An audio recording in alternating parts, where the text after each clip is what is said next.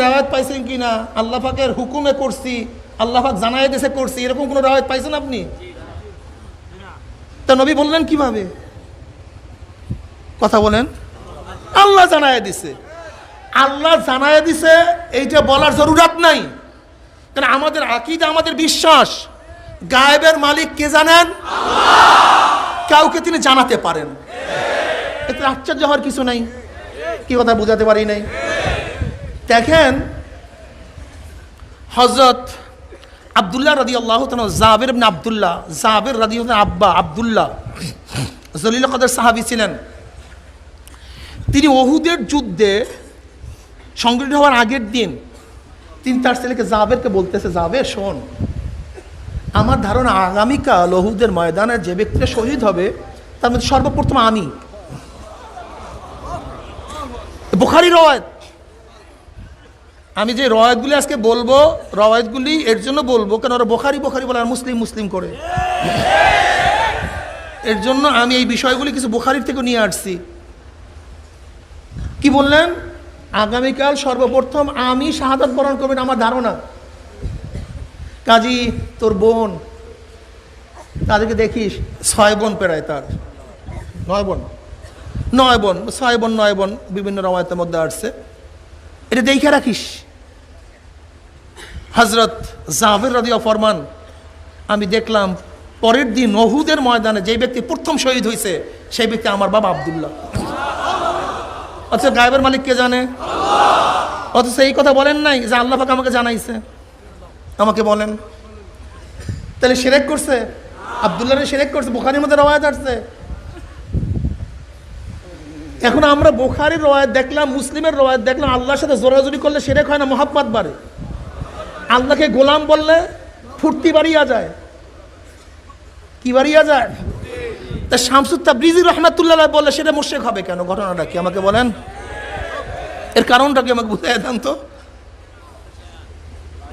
আমি আশ্চর্য হয়ে যাই ওই সমস্ত বন্ধুদেরকে, যে এই সমস্ত বন্ধুরা, আমি অনেক সময় বলি ভাই তুমি তো এই লাইনেরই লোক না, তুমি তো এই সাগরে কোনোদিন নৌকাই চালাও না, তুমি আসছো কেন এখানে? তুমি যেখানে আসো সেই ব্যাপার নিয়ে খবর নাও। কথা ঠিক না? এবার আসেন, ওরা বলে কিয়ামতের ময়দানে সুপারিশ। দেখেন, আনাস রাদিয়াল্লাহু তাআলা রওয়ায়াত আসছে, নবী আলাইহিস সালাতু ওয়াস সালাম ফরমান, কিয়ামতের ময়দানে জাহান্নামীদের কাতার হবে, জাহান্নামীদের কাতারের মধ্য থেকে জান্নাতীরা হাঁটা শুরু করবে। অমনি জাহান্নামীরা বলবে, ভাই তুই আমাকে চেনোস না, আমি তোকে পানি পান করাইছি? বলে চিনছি তো। তো তুই আমাকে চেনোস নাই? ওই যে উজুর পানি আগায়া দিছি? বলে চিনছি তো। বল তুই আমাকে চেনোস নাই, একসাথে চলাফেরা করছি, ওই যে একই ময়দানে বয়ান শুনছি।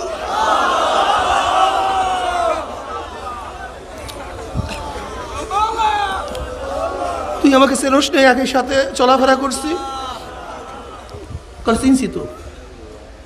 ফায়াশফালাহু ওয়ায়াদকুলুল জান্নাহ, তার জন্য সুপারিশ করবে এবং সেই ব্যক্তি তাকে জান্নাতে নিয়ে যাবে।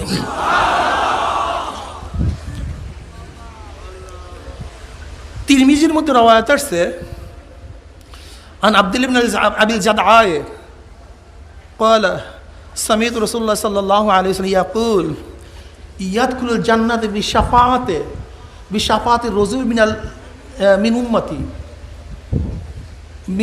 يدخل الجنة بشفاعة الرجل. الحمد لله نحمده ونستعينه ونستغفره ونعوذ بالله من شرور أنفسنا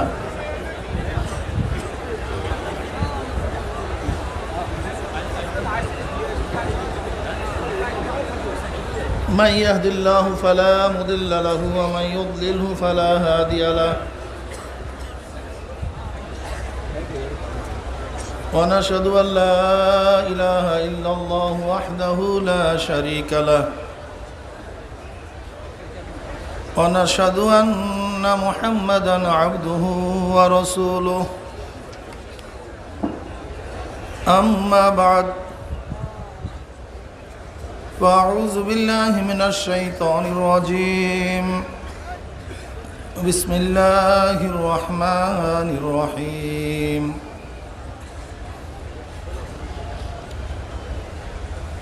إن الله وملائكته يصلون على النبي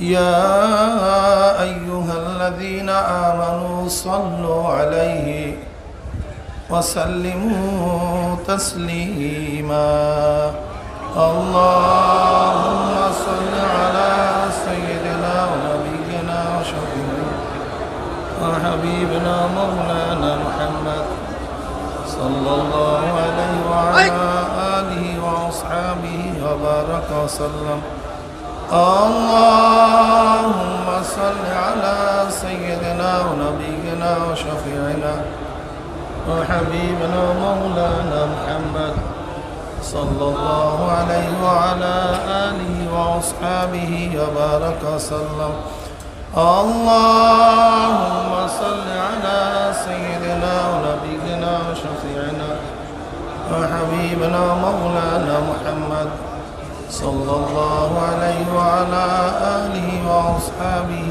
وبارك وسلم أعوذ بالله من الشيطان الرجيم بسم الله الرحمن الرحيم فريق في الجنة وفريق في السعير صدق الله العلي العظيم وصدق رسول النبي الكريم الله পাকের বান্দা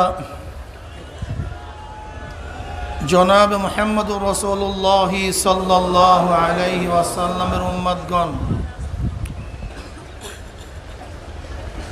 আল্লাহ পাক রব্বুল আলামিন আপনাকে আমাকে দুনিয়ার সমস্ত ফিতনা ফাসাদ থেকে পরিত্রাণ দিয়ে কোরআন ও হাদিসের মজলিস আলেম ওলামা মুমিন মুত্তাকিন জাকিরিন শাকিরিনদের গুরুত্বপূর্ণ এক দামি মজলিসে আশার বসার বলার শোনার তৌফিক আল্লাহ পাক দান করছেন এর জন্য শুকরিয়া আমরা সবাই বলি আলহামদুলিল্লাহ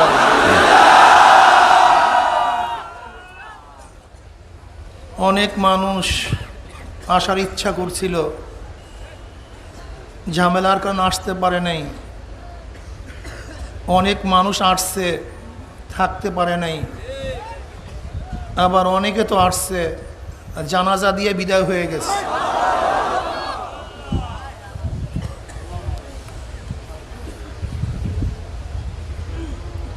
আমরাও আছি আল্লাহ পাক এই পর্যন্ত আপনাকে আমাকে হায়াতে রেখে সহি সালামতে এই লক্ষ লক্ষ আল্লাহওয়ালাদের সাথে একত্রিত তৌফিক দান করছেন এটা বহুত বড় নিয়ামত এই জমানায় আল্লাহওয়ালাদের মজলিস খুবই কম সব জায়গায় ভেজাল ঢুকতেছে আল্লাহ পাক রব্বুল আলামিন আজও পর্যন্ত এই চরমনাই তরিকাকে হকের উপরে রাখছেন এবং দোয়া করেন আল্লাহ পাক যেন কিয়ামত পর্যন্ত হকের উপরে রাখেন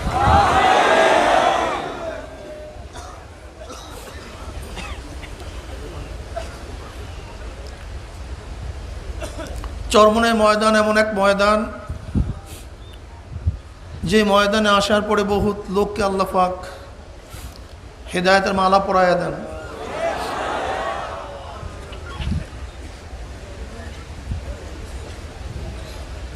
বলতে পারেন হুজুর এখানে আসার পরে হেদায়েতের মালা পড়তে হবে কেন প্রশ্ন থাকতেই পারে এরকম হাজারো প্রশ্ন নিয়ে আমরা এখানে আসছি কত মানুষের মনের মধ্যে কত যে প্রশ্ন তার কোনো শেষ নেই কোনো সীমা নেই কত আজে বাজে কথা শুনছি চরমনের ব্যাপারে হয়তোবা এখানে অনেক মানুষ আসছে দেখি কোথায় কবরের সেজদা হয় সেজদাটা দেখে যায় কোন জায়গায় কবরের পূজা হয় পূজাটা দেখা যায় সচক্ষে পীরকে কিভাবে সেজদা দেয় একটু দেখা যায় অনেকের জেহেনের মধ্যে চরমনাই সম্পর্কে এত বাজে ধারণা ওরা ঢুকাইছে পরিকল্পিতভাবে যা চিন্তাও করা যায় না এর জন্য যারা আসছেন ওই কবর ওই পাশে আছে দেখেন সেখানে মাজার, আসলে মাজার শব্দের অর্থ কি? মাজার মানে জিয়ারত, যেখানে জিয়ারত করা হয় তাকে মাজার বলা হয়। কিন্তু মাজার বলতে এখন আমরা কি মনে করি? যেখানে পূজা করা হয়, সেজদা দেওয়া হয়। আসলে মাজার জিনিসটা তো ভালো, জিয়ারত করবে, সমস্যা কি? কিন্তু এখন আমরা মাজার বানায় ফেলাইছি পূজার স্থান। যেমন ওরা বিভিন্ন ধরনের পীরের আলোচনা করার পরই চরমোনাইকে ঢুকায় দেয়। তার মানে ওই সমস্ত জায়গায় মাজার পূজা হয়, এখানেও মাজার পূজা হয়। আমি ওই সমস্ত বন্ধুদেরকে বলবো স্বচক্ষে দেখবেন এখানে মাজার পূজা হয় কি হয় না। এগুলো আপনাদের দেখার দরকার আছে বাবা। সত্যান্বেষী মানুষ সত্যকে তালাশ করতে গিয়ে বহুত কষ্ট করছে, অথচ আমরা তো সত্যকে তালাশ করার জন্য সামান্য পরিমাণে কষ্ট করি না। এইটা আমাদের সমস্যা। আমরা শুয়া শুয়া নেটের মধ্যে সব সত্য তালাশ করি, ঠিক না ভাই?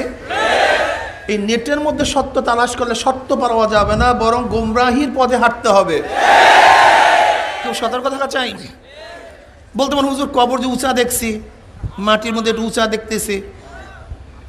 আসলে আমার দাদাজান রহমতুল্লাহ আলাইহির কবরের উপরে আমরা এক মুষ্টি মাটিও অতিরিক্ত দেই নেই, এক মুষ্টিও না, এক মুষ্টি, ভালো মতো বুঝতে হবে আপনাদেরকে, এক মুষ্টি মাটি অতিরিক্ত আমরা তার কবরের উপরে দেই নাই। কবরের জায়গাটা এমনিতেই হয়তো বা পোকায় বা অন্য কিছুতে, অন্য কোনো উলিতে বা যাই হোক উঁচা হয়ে গেছে, উঁচা হইতেছে, এবং ওই কবর সমেত। আমি কথাটা বুঝাতে পারছি?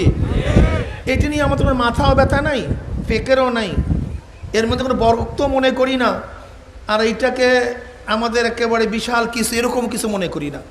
এটা প্রশ্নের জবাব, আমরা ওইটা উঁচা করি নাই নিজেরা।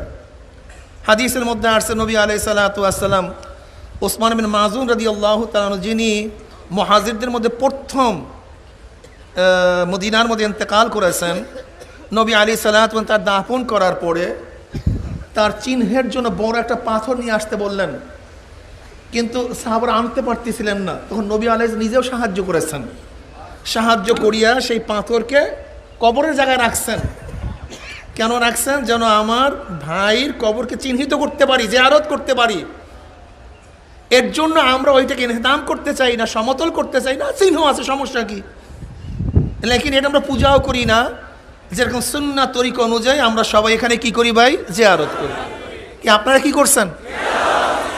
এই যাদের মনের মধ্যে এরকম প্রশ্ন ছিল, আলহামদুলিল্লাহ আশা করি হল হয়ে গেছে। এরপর আপনারা কি দেখেছেন? আমাদের পীরদের এখানে কি সেজদা করা হয়? কি করা হয়? মুসাফা করা হয়। হাদিসের মধ্যে আসছে যখন দুই মোমেন একত্রে মুসাফা করে হাত সরায় নেয়, আল্লাহ পাক রব্বুল আলামিন তাদের সমস্ত গুনাহকে জড়ায়া দেয়।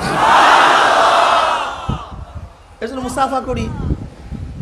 কাজী এখানে সেজদার কোনো সিস্টেম নাই, মুসাফার সিস্টেম আছে, যেটা সুন্নাত। কি কথা ঠিক না ভাই? আপনারা কি করেন? এখানে আসার পরে জামাতে নামাজ পড়েন। আলহামদুলিল্লাহ এখানে নামাজের তাকিদ দেওয়া হয় কি হয় না? এবং জামাতের সাথে, তাকবীরুল্লাহর সাথে। আশা করি আপনারা দেখেছেন ভোর রাত্রে হাজার লক্ষ মানুষ তারা তাহাজ্জুদে দাঁড়ায় যায়। আশা করি যারা কোনোদিন তাহাজ্জুদ পড়ে নাই তারাও এখানে আসার পরে কি পড়ছে কি পড়ে নাই? আলহামদুলিল্লাহ। আমি এই কথাগুলো কেন বলতেছি? হাজারো প্রশ্ন, হাজারো বদবু, হাজারো গালিজ আপনাদের কলবের মধ্যে ঢুকায় দিস। কাজে আগে কলবকে সাফ করেন, তারপর বয়ান শুনেন। কি কথা ঠিক না? এরপর কি প্রশ্ন আছে যে হুজুর ভেদে মারিফাতের মধ্যে, আশেক মাসুকের মধ্যে কত না কথা, যেগুলো সব শিরক, ডাইরেক্ট শিরক বলতেস। কি কথা ঠিক না? আমি ওই সমস্ত বন্ধুদেরকে বলবো, বন্ধু মোমেনের হাতিয়ার একটা কিতাব লেখা আছে, আশা করি কিতাবটা পড়বেন। পড়লে হাজারো প্রশ্নের জবাব হয়ে যাবে। ওর মধ্যে কি লিখছে যে হযরত শামসুত তাবরিজি রহমতুল্লাহ আলাইহি নিজের হুকুমে মৃত্যুকে জিন্দা করিয়া ফেলাইছে, মারাত্মক শিরক। আচ্ছা বলেন তো জিন্দা করার মালিককে? তো উনি জিন্দা করলো কিভাবে? দ্বিতীয় খোদা হয়ে গেছে। আপনি তো বিশ্বাস করছেন জিন্দা হয়ে গেছে, আপনি বিশ্বাস করেন না জিন্দা হয় নাই। অথচ আমরা সবাই জানি জিন্দা করার মালিক কে? আল্লাহ। সে জিন্দা করলো কিভাবে?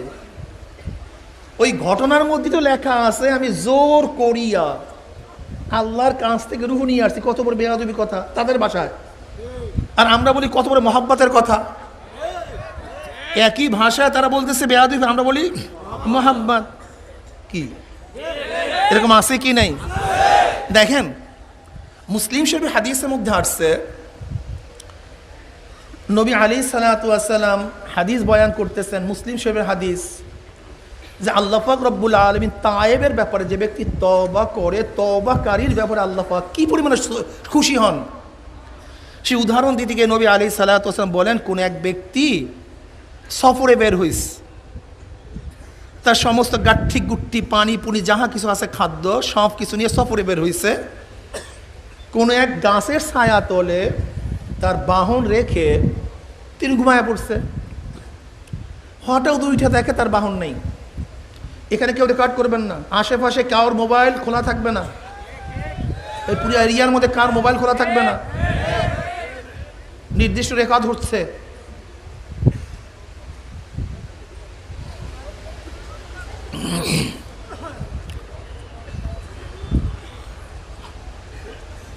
বাহন হারায় গেছে মরুভূমির মধ্যে।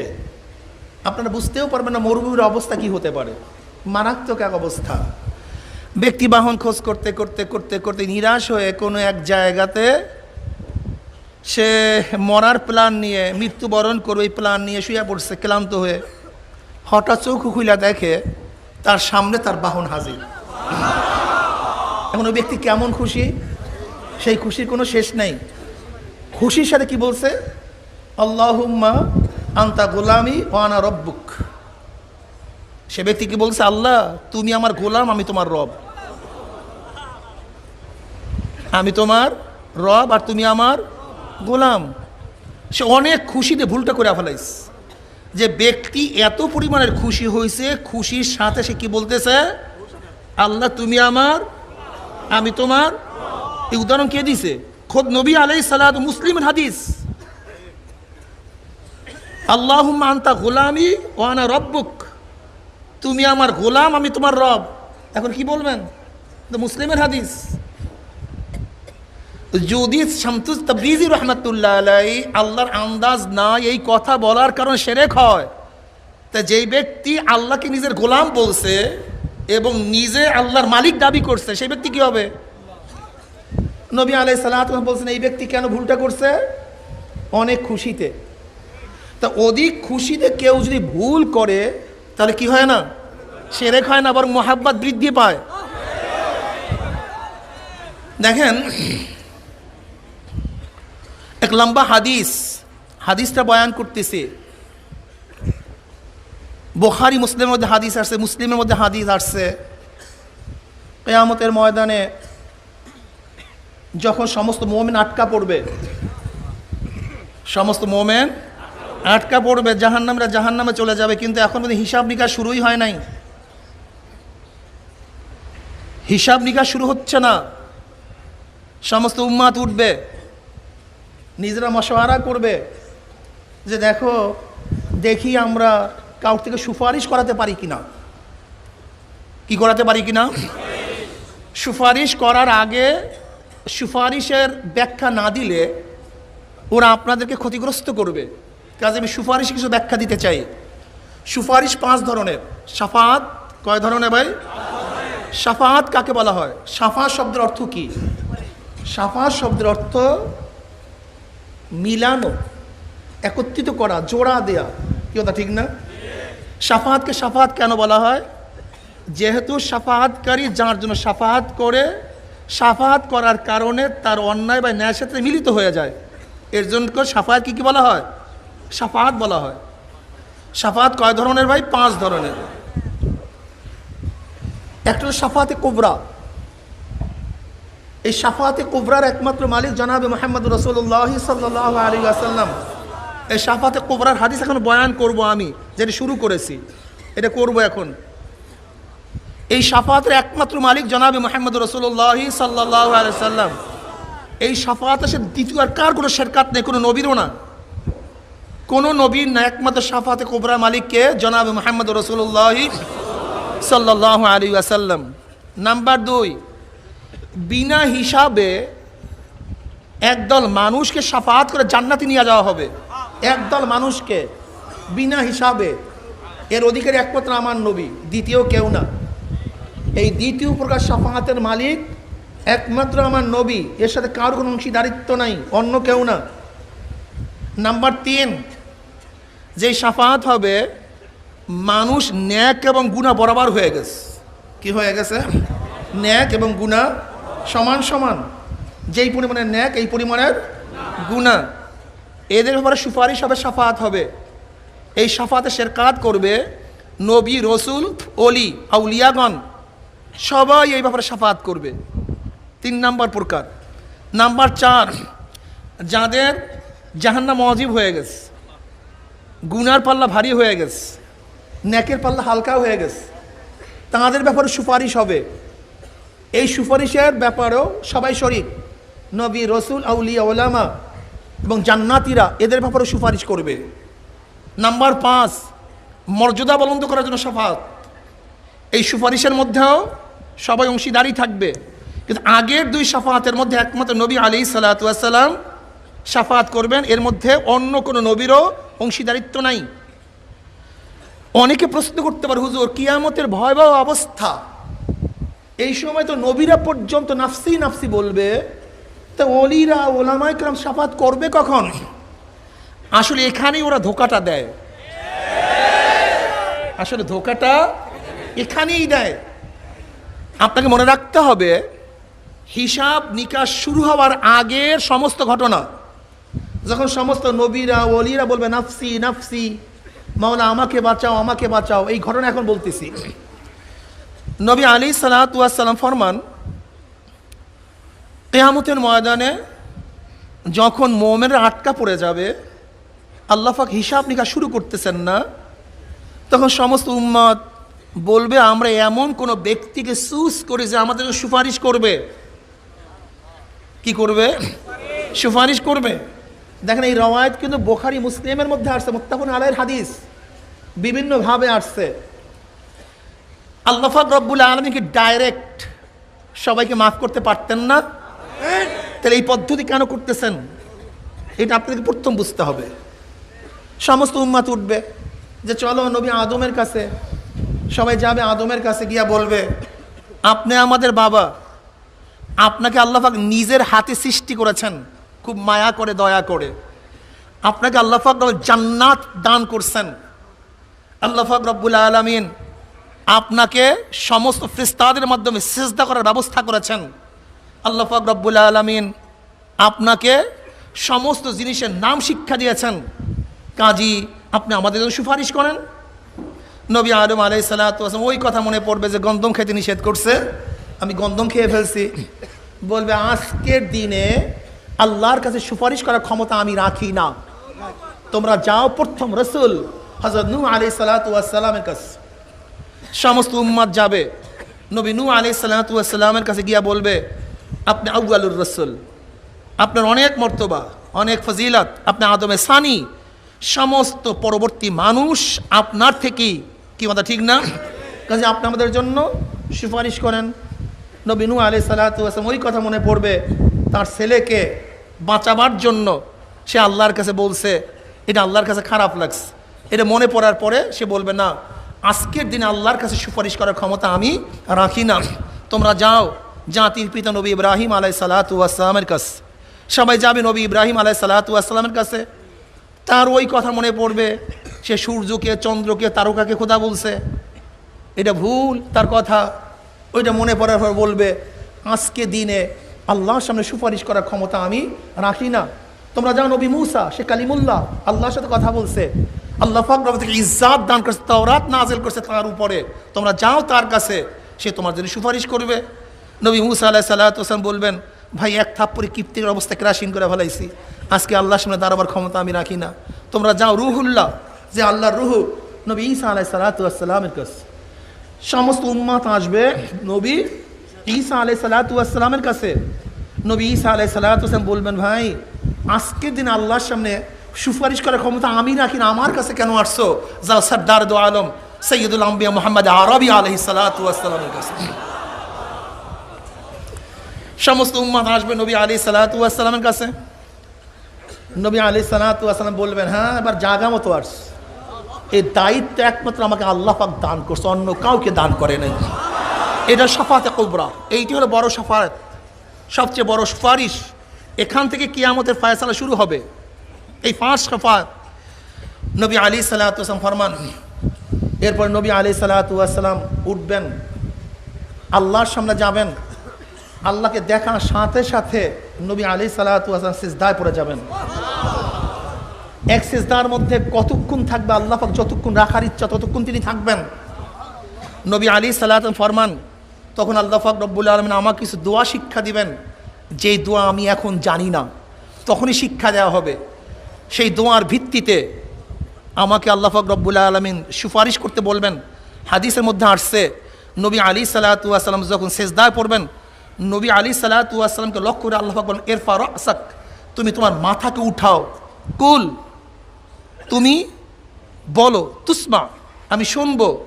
সাল তুতা, তুমি আমাকে সুয়াল করো, তোমাকে দেওয়া হবে। ইশফা তুশাফা, তুমি আমাকে যে সুপারিশ করবা সেই সুপারিশ আমি কবুল করব। যা করো আমি সেইটাই তোমাকে কবুল করব। নবী আলাইহিস সালাতু ওয়াস সালাম এরপর সিজদা থেকে উঠবেন। আল্লাহ পাক রব্বুল আলামিন তাকে বলবেন, যাও তুমি জাহান্নামে গিয়ে তোমার মনে যা চায় একটা সংখ্যা বলবেন, এই পরিমাণের লোক তুমি বের করে নিয়ে আসো। নবী আলাইহিস সালাতু ওয়াস সালাম নির্ধারিত সেই লোক জাহান্নাম থেকে বের করে নিয়ে আসবে, জাহান্নাম থেকে বের করে নিয়ে আসবে। নবী আলাইহিস সালাতু ওয়াস সালাম বলবেন, আল্লাহ আর তো নাই। বলেন না, আবারও যাও, আবারও সিজদায় পড়বেন। নবী আলাইহিস সালাতু ওয়াস সালাম দ্বিতীয়বার সিজদায় পড়বেন। এবার আল্লাহ পাক এইভাবে বলবেন, আবারও যাবেন, জাহান্নাম থেকে নিয়ে আসবেন। আবারও তৃতীয়বার আসবেন, জাহান্নামে যাবেন, নিয়ে আসবেন। এরপর তখন পুলসিরাত কায়েম করা হবে, পুলসিরাত কায়েম করা হবে। জান্নাতীরা জান্নাতে চলে যায়, ফয়সালা হয়ে যাবে জান্নাতের। এরপরে নবী আলাইহিস সালাতু ওয়াস সালাম বললেন, হাত্তা খালাসা মিনাল নার, যখন মুমিনরা জাহান্নাম থেকে নাজাত পেয়ে যাবে।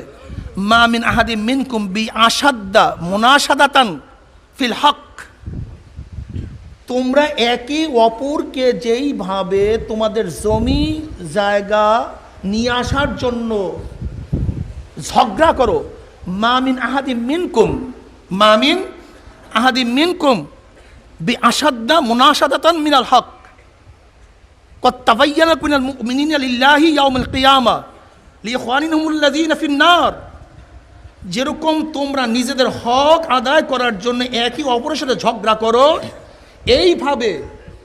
এইভাবে কিয়ামতের ময়দানে মোমেনরা যারা জাহান্নামের মধ্যে পড়ে আছে তাদেরকে বের করার জন্য আল্লাহর সাথে ঝগড়া শুরু করে দেবে। মা মিন আহাদিন মিনকুম বি আশাদ্দা মুনাশাদাতান মিনাল ফিল হক, যেরকম তোমরা ঝগড়া করো নিজের হক আদায় করার জন্য। قد تبين من المؤمنين لله يوم القيامة لإخوانهم الذين في النار, তারা তাদের ভাইদেরকে জাহান্নাম থেকে বাঁচাবার জন্য কার সাথে ঝগড়া করবে? এই হাদিস কে বলছেন? আল্লাহর সাথে ঝগড়া করছে বড় বেয়াদবি আছে। হযরত শামসুদ তাবরিজি রাহমাতুল্লাহ জোর করিয়া নিয়ে আসছে, এই কথা বলার কারণে শিরক হয়ে যায়। তা নবী আলাইহিস সালাতু ওয়াস সালাম তো বি আশাদ্দা মুনাশাদান বিল ফিল হক এই কথা বলছেন, বি আশাদ্দা মুনাশাদান ফিল হক, যেরকম নিজের জমি যদি কেউ দখল করে সেই জমিকে আনার জন্য যেই পরিমাণে ঝগড়া করে কিয়ামতের ময়দানে কদ তাবায়্যানা মিনাল মুমিনিনা লিল্লাহি ইয়াউমিল কিয়ামাতি লিইখওয়ানিহিমুল্লাযীনা ফিন নার, তাদের জন্য এই পরিমাণে ঝগড়া করবে, আল্লাহ আমার ভাইকে আমি আনতেই হবে, নিয়েই আসবো, ছাড়বো না। এখন শামসুদ্দিন তাবরিজি রাহমাতুল্লাহ আলাইহি যদি আল্লাহর সাথে জোর করিয়া নিয়ে আসার কথায় বিশাল শিরক করিয়া ফেলায়, তো এখানে মুসলিমের হাদিসের মধ্যে বুখারীর হাদিসের মধ্যে কি আসছে আমাকে বলেন, এখন কি বলবেন? আসলে সবচেয়ে বড় সমস্যাকে জানেন নাকি? আমাদের বড় সমস্যা হলো মোতালার অভাব,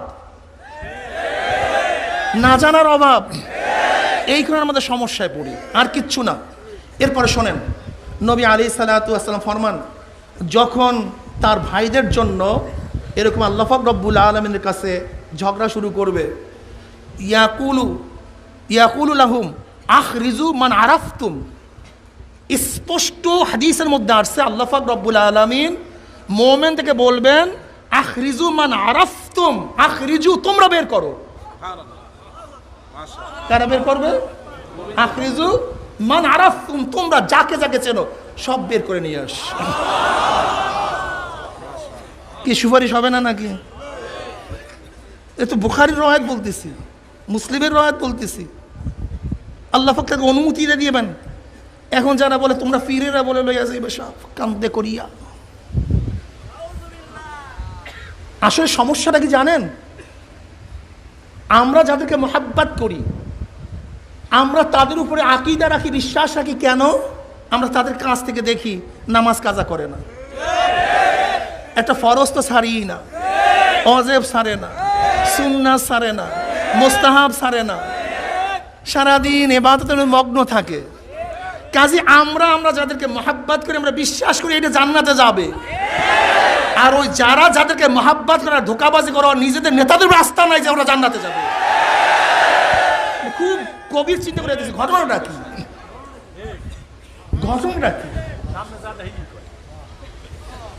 আমি কথাটা বুঝাতে পারি নাই।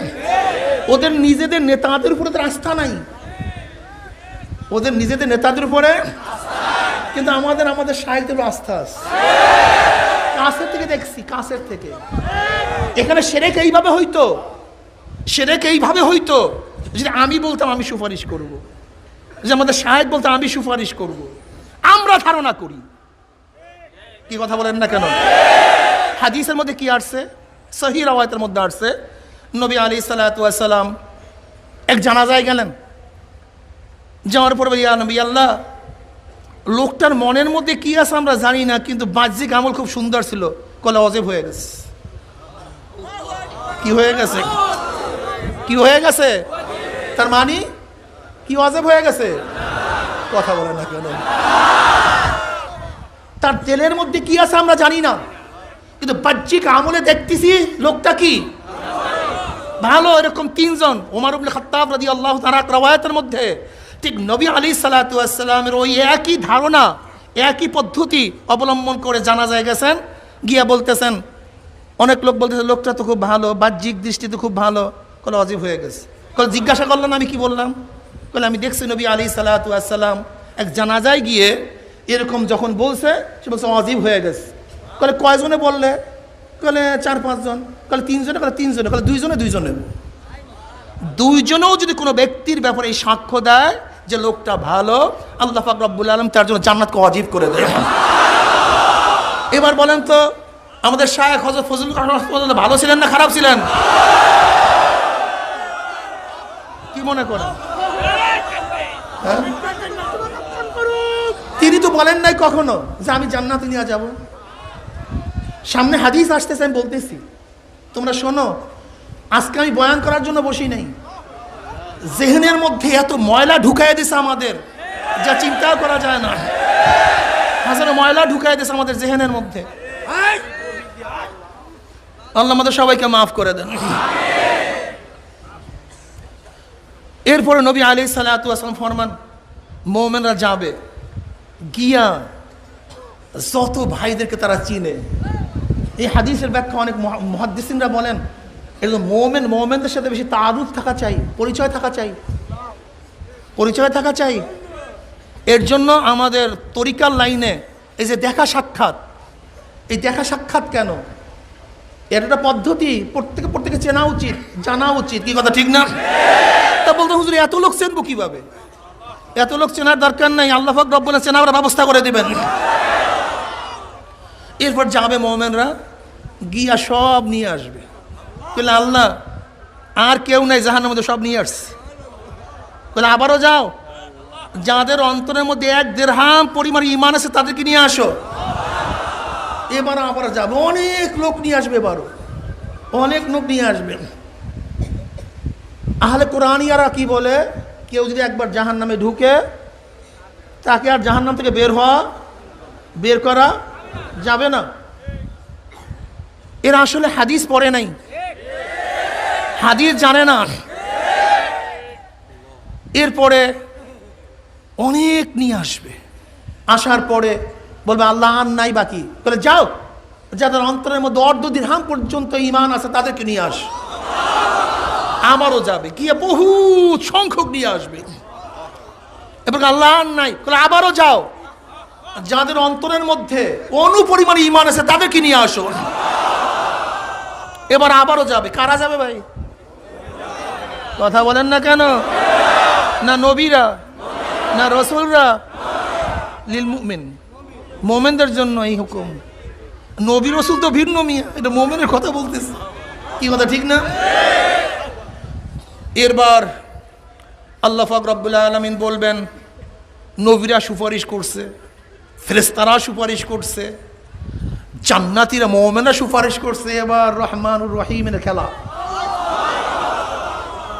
এরপর আল্লাহ পাক রব্বুল আলামিন এরকম খেও মারবে একটা, এরকম হাদিসের মধ্যে আসছে খেও মারবে, বুখারীর মধ্যে আসছে, মুসলিমের মধ্যে আসছে। এই খেয়ার মধ্যে আল্লাহ পাক রব্বুল আলামিন জাহান্নাম থেকে যারা জীবনে একবার লা ইলাহা ইল্লাল্লাহ পড়ছে, কয়বার? কোনো আমল করে নাই, শুধু ঈমান নিয়ে গেছে, শুধু ঈমান। হাদিসের মধ্যে আসছে যে ব্যক্তি জীবনে একবার আল্লাহকে আল্লাহ কইয়া ডাক দিবে, আল্লাহ তাকে চিরজীবনের জন্য জাহান্নামে রাখবে না।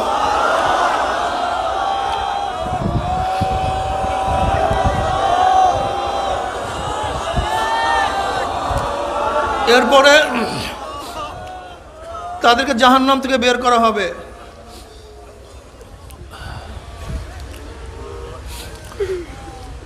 তাদের ঘাড়ের মধ্যে সিল লাগাই দেওয়া হবে, আল্লাহ আজাদকৃত ঘাড়ের মধ্যে সিল থাকবে। জান্নাতের মধ্যে তারা ঢুকবে ঠিকই, কিন্তু ঘাড়ের মধ্যে মোহর লাগানো থাকবে আজাদকৃত আল্লাহ পাকের। আল্লাহ পাক এদেরকে দুনিয়াতে কোনো নেক আমল না করার পরেও আল্লাহ ওদেরকে আজাদ করে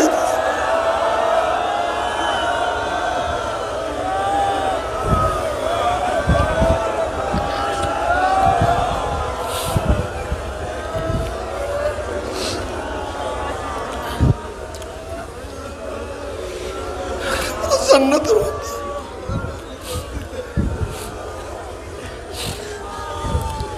আজাদ কি হিসেবে ঘোরাফেরা করবে।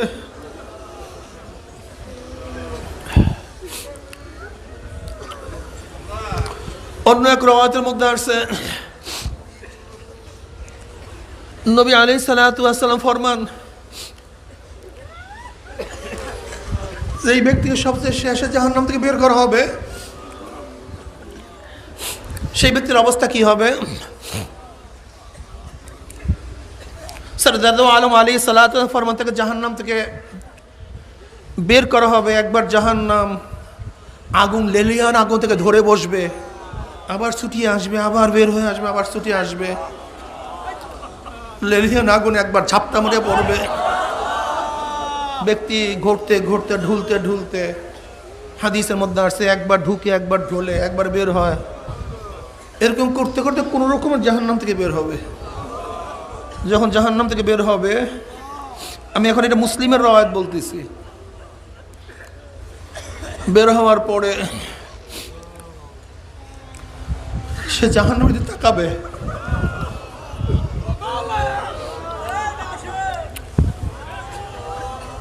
বলবে শুকর ওই মাওলার যিনি তোর থেকে আমাকে নাজাত দিছে,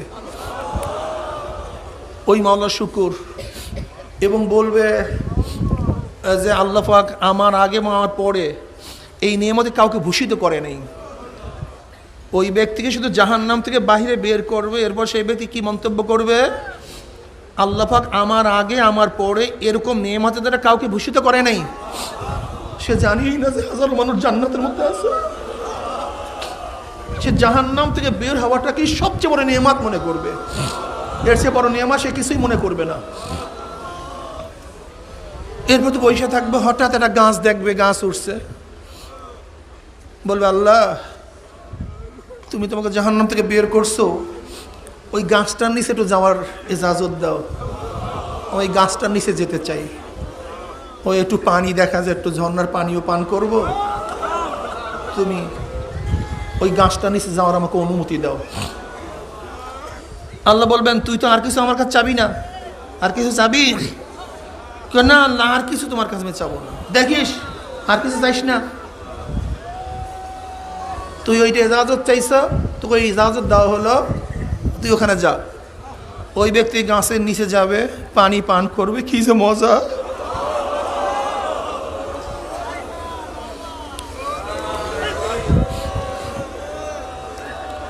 খুব আনন্দ উপভোগ করবে। এরপর নবী আলাইহিস সালাতু ওয়াস সালাম ফরমান, ও দূরে আর একটা গাছ উঠবে, সেটা উঠছেও সুন্দর। এবার বলবে আল্লাহ তুমি ওই গাছটা নিচে আমাকে নিয়ে আনো, ওইটা কত সুন্দর গাছ, ঝর্ণাটাও খুব সুন্দর, তুমি ওখানে আমাকে নিয়ে যাও। আল্লাহ বলবে তুই না আমাকে বললি যে তুই আমার কোনো আবদার করবি না, এটা তুই বললি নাই মাত্র? এখন আল্লাহ আর করবো না, আর করবো না। এই বনি আদম, তুই বারবার আমার কাছে আবদার করস, তুই ওয়াদা খেলাফ করতে আসস। আমার মাওলা আবার জানে যে ওয়াদা খেলাফ করবে।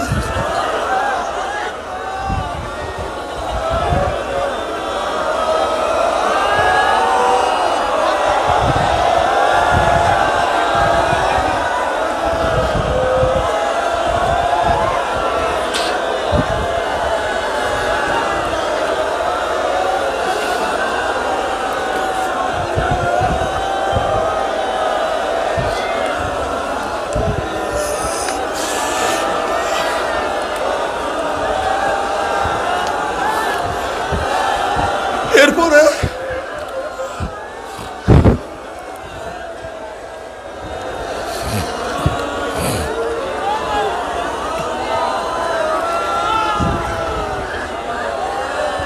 কালটা যা, ওখানে যা,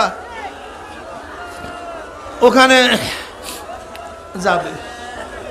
যাওয়ার পরে ও পানি পান করবে, গাছের আশ্রয় তোলে, কি আরাম। এরপরে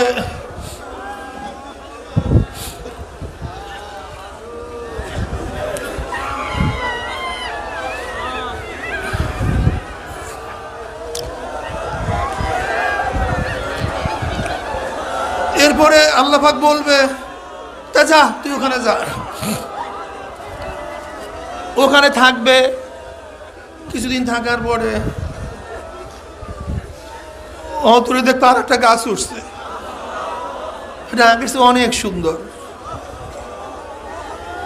এরপর আল্লাহ পাক বলবে, আল্লাহর কাছে বলবে আল্লাহ, হে আল্লাহ তুমি ওই গাছটা নিচে আমাকে নিয়ে যাও। আল্লাহ বলবে বনি আদম, তুই না বললি আমার সাথে আর দ্বিতীয়বার কোনো আবদার করবি না, তুই খালি ওয়াদা খেলাফ করো। হ্যাঁ তুই না বললি তুই আমার কাছে আর কোনো আবদার করবি না? নবী বলেন আল্লাহ পাক তো জানো আবদার রক্ষা করতে পারবে না, ওয়াদাও ঠিক রাখতে পারবে না। ওইটা দেখার পরে আবারও আমার কাছে ওইটা চাইবে।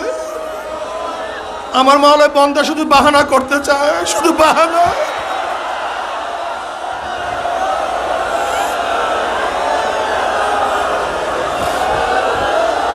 বলবে আল্লাহ আমি আর তোমার সাথে ওয়াদা খেলাপ করব না। তাহলে ঠিক আছে, যা একটা কাজ কর, আমি তোকে দুনিয়া সমপরিমাণ জান্নাতের মধ্যে জমি দান করি এবং তারও সমপরিমাণ অনুরূপ আরো যদি দান করি, তাহলে তুই কি খুশি হবি? তখন বন্দর ডাক দিয়ে কি বলবে, ইয়া রব্বি আতাস্তাহজি মিন্নি, তুমি কি আমার সাথে ঠাট্টা করতে আসো?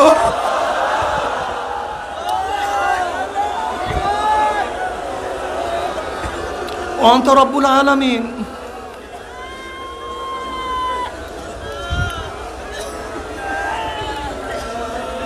তুমি আমার সাথে ঠাট্টা করতে আসো? কে বলবে? ওই ব্যক্তি আল্লাহর কাছে বলবো আতাস্তাহজু মিন্নি, অন্য রাওয়ায়াতে আতাসখারু ওয়া তাদহাকু, তুমি আমার সাথে ইয়ারকি করতেছো, ঠাট্টা করতেছো, হাসি তামাশা করতেছো। আতাস্তাহজু মিন্নি ওয়া আনতা রব্বুল আলামিন, তুমি আমার সাথে বিদ্রুপ করতেছো, ঠাট্টা করতেছো। আচ্ছা বলেন তো এই কথা যদি আল্লাহর সাথে কেউ বলে তুমি আমার সাথে ঠাট্টা করে আসতে বলবো বেয়াদবি আছে আর। কিন্তু আব্দুল মাসুদ রাদিয়াল্লাহু আনহু এই কথা বলা আপনার হাসিয়ে দিয়েছেন। কি করছেন? হাসিয়ে দিয়েছেন। এখন তিনি যাদেরকে হাদিস শুনাইতেছেন তাদেরকে প্রশ্ন করছে, তোমরা কেন বলো না আমি হাসলাম কেন? তোমরা বলো না কেন আমি হাসছি কেন? কলে বলেন হাসছেন কেন? কলে নবীকে দেখছি এই হাদিস রওয়ায়াত করার সময় হাইসা দিছে।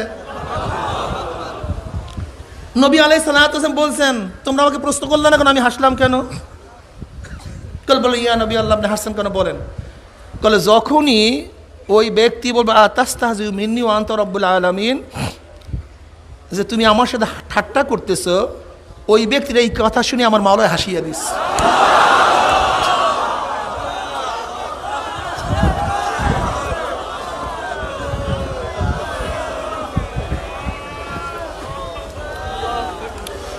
এখন প্রশ্ন করতে চাই, যদি আল্লাহকে কেউ বলে তুমি আমার সাথে ঠাট্টা করতেছো, এই শব্দ বললে কি শিরক হবে?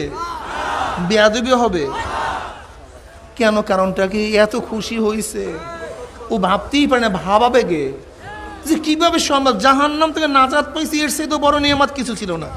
সে কি মন্তব্য করছিল মনে আছে? যে আমার আগে আমার পরে এত নিয়ামতে কাউকে ভূষিত করা। প্রথম গাছ দেখিয়াই পাগল, দ্বিতীয় গাছ দেখিয়া, আর তৃতীয় গাছ দেখিয়া।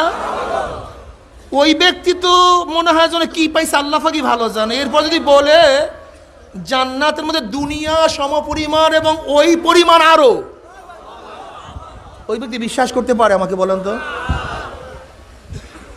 এই আশ্চর্যজনক হয়ে বলে ফেলছে তুমি কি আমার সাথে ঠাট্টা করতেছো? সবচেয়ে বড় কথা হলো এই, যারা এই সমস্ত আল্লাহওয়ালাদের কথা নিয়ে ফাজলামি টিটকারি করে, আমাকে বলেন তো ওরা এর কাছেও আছে? ওরা মোহাব্বতের বুঝবে কি, বিরহের বুঝবে কি? আমাকে বলেন তো। সমস্যা এখানে আর কিছু না বাবা, আল্লাহর আন্দাজ নাই। এই কথা নিয়ে যে কত কথাই শুনলাম জীবনে, কি কথা ঠিক না? কি করছে শামসুত তাবরিজি রাহমাতুল্লাহ, মানুষকে জিন্দা করিয়া ফেলাইছে। অথচ ঈসা আলাইহিস সালাম কি বলছে? আমিও জিন্দা করি বিইজনিল্লাহ। কিসে ভাই? বিইজনিল্লাহ অর্থ কি? হ্যাঁ, আল্লাহর শক্তিতে, কুদরাতে, শক্তি। ইস্তাতাদ মাল ফেল না কবলাল ফেল, এই মশালা আগে জানেন। ইস্তাতাদ মাল ফেল না কবলাল ফেল। আমাদের আকীদা হল ইস্তাতাদ মাল ফেল, কবলাল ফেল না। যখন বান্দা কোনো কিছু করার ইচ্ছা করে তখন আল্লাহ পাক রব্বুল আলামিন ওইটা করার মতো শক্তি তাকে দান করেন। যখন হযরত ঈসা আলাইহিস সালাতু ওয়াস সালাম জিন্দা করার জন্য ইচ্ছা পোষণ করেন, তখন আমার মাওলা পাক রব্বুল আলামিন জিন্দা করার ক্ষমতা তার মধ্যে ঢুকায়া দেন। বেশ ভালো কথা। এটা যদি শিরক হয়ে থাকে তাহলে এই মাসালা কি জবাব দিবেন? সুম্মা কাসাত কুলুবুকুম মিন বাদি যালিকা ফাহিয়া কাল হিজারাতি ওয়া শাদ্দু কাসওয়া। এই আয়াতের শানে নজুলে ইবনে কাসির রহমাতুল্লাহ হাদিস নিয়ে আসছেন। ইবনে কাসির রহমাতুল্লাহ আলাইহি তাফসীরের জগতে সবচেয়ে নির্ভরযোগ্য তাফসীরের কিতাব। তিনি বলেন সুম্মা কাসাত কুলুবুকুম মিন বাদি যালিকা ফাহিয়া কাল হিজারাতি ওয়া শাদ্দু কাসওয়া। বনি ইসরাইলের কোন এক ভাইয়ের ছেলে তার চাচাকে হত্যা করছে, কিন্তু কোথাও সাক্ষী পাওয়া যাইতেছে না। তখন বলা হইল ওই জবেকৃত গরুর গোশত নিয়া মরা মানুষের দেহের উপর আঘাত করো, আঘাত করলেই মানুষ জিন্দা হয়ে যাবে। তাই করা হইল। যখন ওই গরু জবেকৃত গরুর গোশত নিয়া মরা মানুষের শরীরের মধ্যে আঘাত করছে, ব্যক্তি জিন্দা হয়ে গেছে। জিন্দা হয়ে বলছে আমাকে অমুকে হত্যা করছে, সাক্ষী দিছে ডাইরেক্ট। এরপরও সে ব্যক্তি কসম খেয়ে বলতেছে না আমি তাকে হত্যা করিনি। একজন মরা মানুষ জিন্দা হইয়া ডাইরেক্ট সাক্ষী দেওয়ার পরেও সে বলছে আমি তাকে হত্যা করি নাই। এখন আমাকে বলেন তো ওই গরুর গোশের মধ্যে কি হত্যা করার কোনো মানে জিন্দা করার কি কোনো ক্ষমতা আছে? আমাকে বলেন, কোনো ক্ষমতা নাই। কাজী এখন যদি মনে করেন, আপনাকে বসতে বলছি, এখন আপনি যদি বলেন যে গরুর গোশের মধ্যে জিন্দা করার ক্ষমতা আছে, তাহলে আপনি কি করবেন? অথচ ইবনে কাসিরের মধ্যে রওয়ায়াত আসছে। দেখেন, জিন্দা করার ক্ষমতা কার মধ্যে নাই? জিন্দা করার ক্ষমতা কার মধ্যে নাই? এই ক্ষমতা কার মধ্যে আছে? কিন্তু আল্লাহ যদি কাউকে দিয়ে দেন, ওয়া ইনদাহু মাফাতিল গায়ব লা ইয়ালামুহা ইল্লা হুয়া, গায়বের মালিক কে? অন্য কেউ? তাই বদরের ময়দানে আগের দিনের ঘটনা নবী বুখারীর মধ্যে রওয়ায়াত আছে, নবী আলাইহিস সালাতু ওয়াস সালাম আঁকায় আঁকায় বলছেন, এই জায়গায় অমুকের লাশ থাকবে, এই জায়গায় অমুকের লাশ থাকবে, এই জায়গায় অমুকের লাশ থাকবে।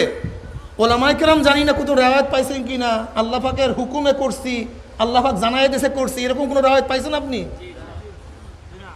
তা নবী বললেন কিভাবে? কথা বলেন। আল্লাহ জানায় দিছে, আল্লাহ জানায় দিছে, এইটা বলার জরুরত নাই। কারণ আমাদের আকীদা, আমাদের বিশ্বাস, গায়েবের মালিক কে জানেন?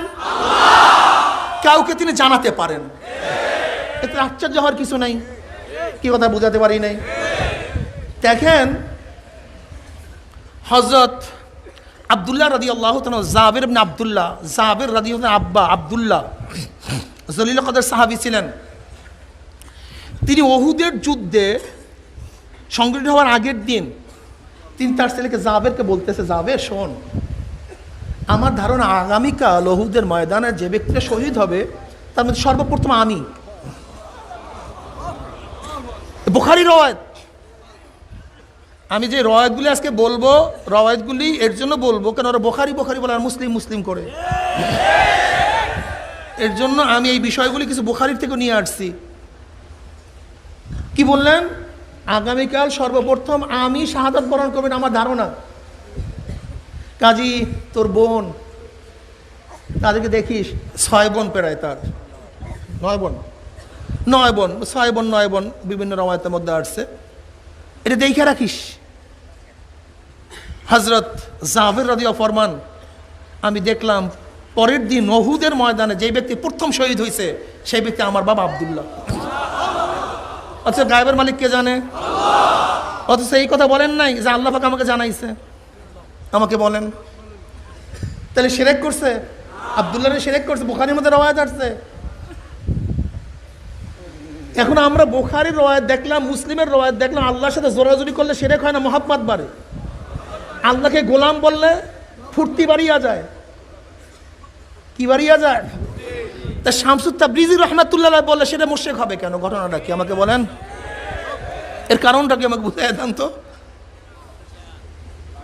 আমি আশ্চর্য হয়ে যাই ওই সমস্ত বন্ধুদেরকে, যে এই সমস্ত বন্ধুরা, আমি অনেক সময় বলি, ভাই তুমি তো এই লাইনেরই লোক না, তুমি তো এই সাগরে কোনোদিন নৌকাই চালাও না, তুমি আসছো কেন এখানে? তুমি যেখানে আসো সেই ব্যাপার নিয়ে খবর নাও। কথা ঠিক না? এবার আসেন, ওরা বলে কিয়ামতের ময়দানে সুপারিশ। দেখেন, আনাস রাদিয়াল্লাহু তাআলা রওয়ায়াত আসছে, নবী আলাইহিস সালাতু ওয়াস সালাম ফরমান, কিয়ামতের ময়দানে জাহান্নামীদের কাতার হবে, জাহান্নামীদের কাতারের মধ্য থেকে জান্নাতীরা হাঁটা শুরু করবে। অমনি জাহান্নামীরা বলবে, ভাই তুই আমাকে চিনোস না, আমি তোকে পানি পান করাইছি? বলে চিনছি তো। তো তুই আমাকে চিনোস নাই? ওই যে উজুর পানি আগায়া দিছি? বলে চিনছি তো। বল তুই আমাকে চিনোস নাই, একসাথে চলাফেরা করছি, ওই যে একই ময়দানে বয়ান শুনছি।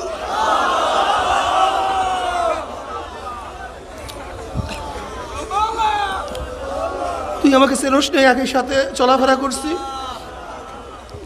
চিনছি তো। ফায়াশফালাহু ওয়ায়াদখুলুল জান্নাহ, তার জন্য সুপারিশ করবে এবং সেই ব্যক্তি তাকে জান্নাতে নিয়ে যাবে।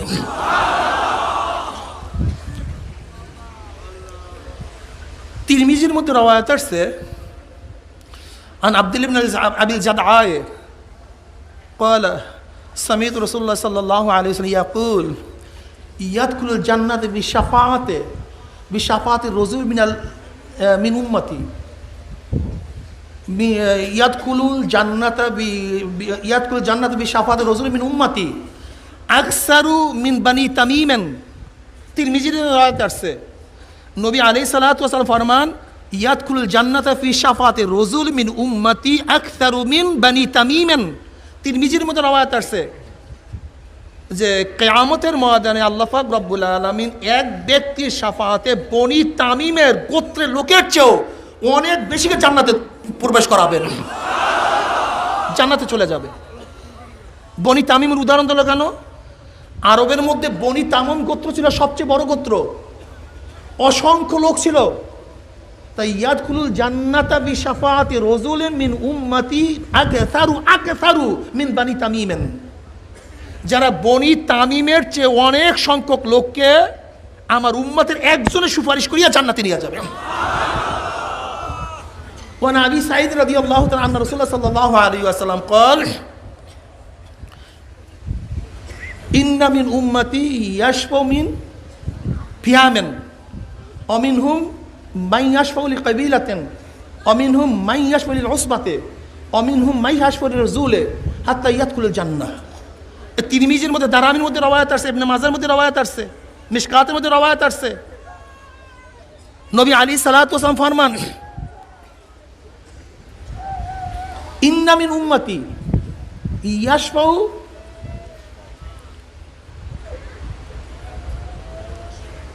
লিল ফিয়ামে। আমার উম্মতের মধ্যে এমন মোমেন যারা বিশাল এক জামাতকে, বিশাল এক মিনাফিয়াম, বিশাল এক জামাতকে সুপারিশ করে জান্নাতে নিয়ে যাবে। বিশাল জামাত। অমিনহুম মাই ইয়াশফাউ লিল কবিলাতে। আমার উম্মতের মধ্যে এমন একদল উম্মত হবে, মোমেন হবে, যারা কবিলার লোক, এক গোত্রের লোক শাফাত করিয়া জান্নাতে নিয়ে যাবে। অমিনহুম মাই ইয়াশফাউ লিল উসবাতে। তাদের মধ্যে একদল এমন হবে যারা তার পরিবার পরিজনকে শাফাত করিয়া, আত্মীয় স্বজনকে শাফাত করে জান্নাতে নিয়ে যাবে। অমিনহুম মান ইয়াশফাউ লিরজুলি। তাদের মধ্যে এমন হবে যারা কোনো এক ব্যক্তির জন্য সুপারিশ করবে, হাত্তা ইয়াদখুলুল জান্নাহ। এমনকি সুপারিশ করতে করতে করতে করতে আমার একজন উম্মত বাকি থাকবে না, সবাই জান্নাতে চলে যাবে। তিরমিজির মধ্যে রওয়ায়াত আসছে। আমাকে বলেন, এখন যারা বলে তোমার পীরেরা তোমাকে জান্নাতে নিয়ে যাবে, এখন আমরা তো মনে করি যে আমাদের যারা শায়েখ তাদেরকে আমরা আল্লাহওয়ালা মনে করি। নবী আলাইহিস সালাতু ওয়াস সালাম কি বলছেন? তোমরা যাদের ব্যাপারে জান্নাতের ধারণা করো তারা জান্নাতি। বুখারীর রাওয়ায়াত।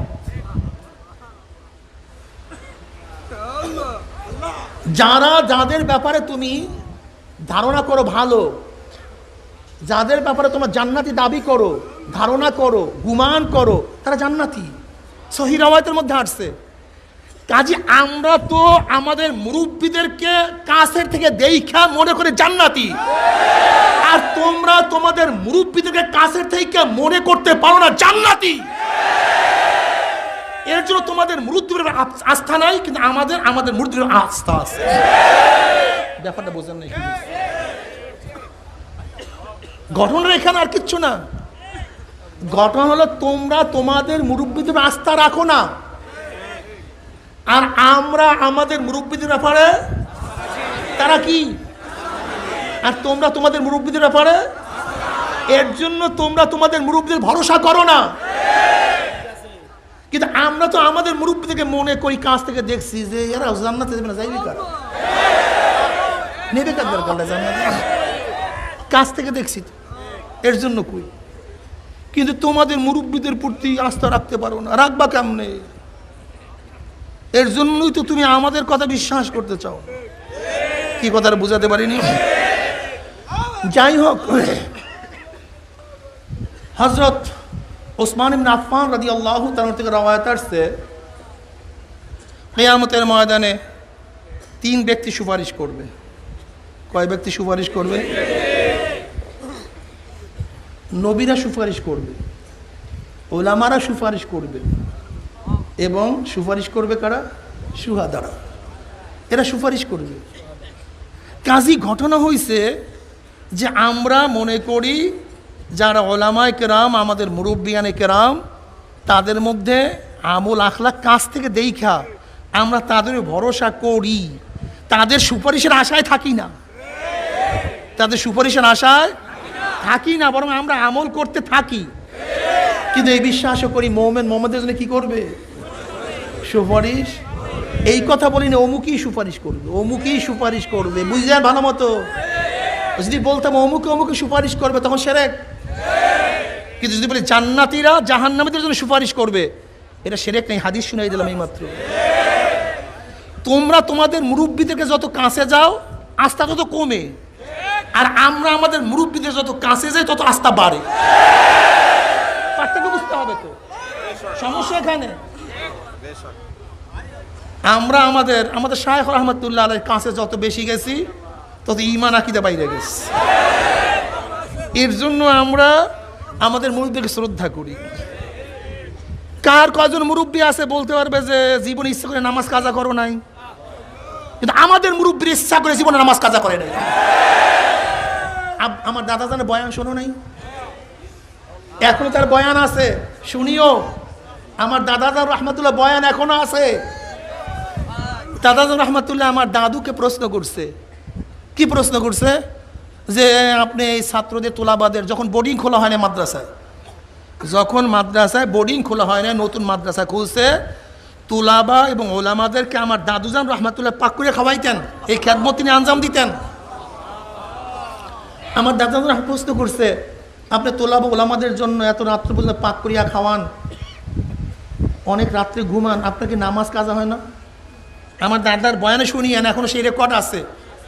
বললেন আলহামদুলিল্লাহ, আল্লাহর ফজলে আমার নামাজ কাজ হয় না, আল্লাহর ফজলে আমার নামাজ। বলে কেন? বলে কে যেন আমাকে ভোর রাতে ডাকিয়া দিয়া যায়।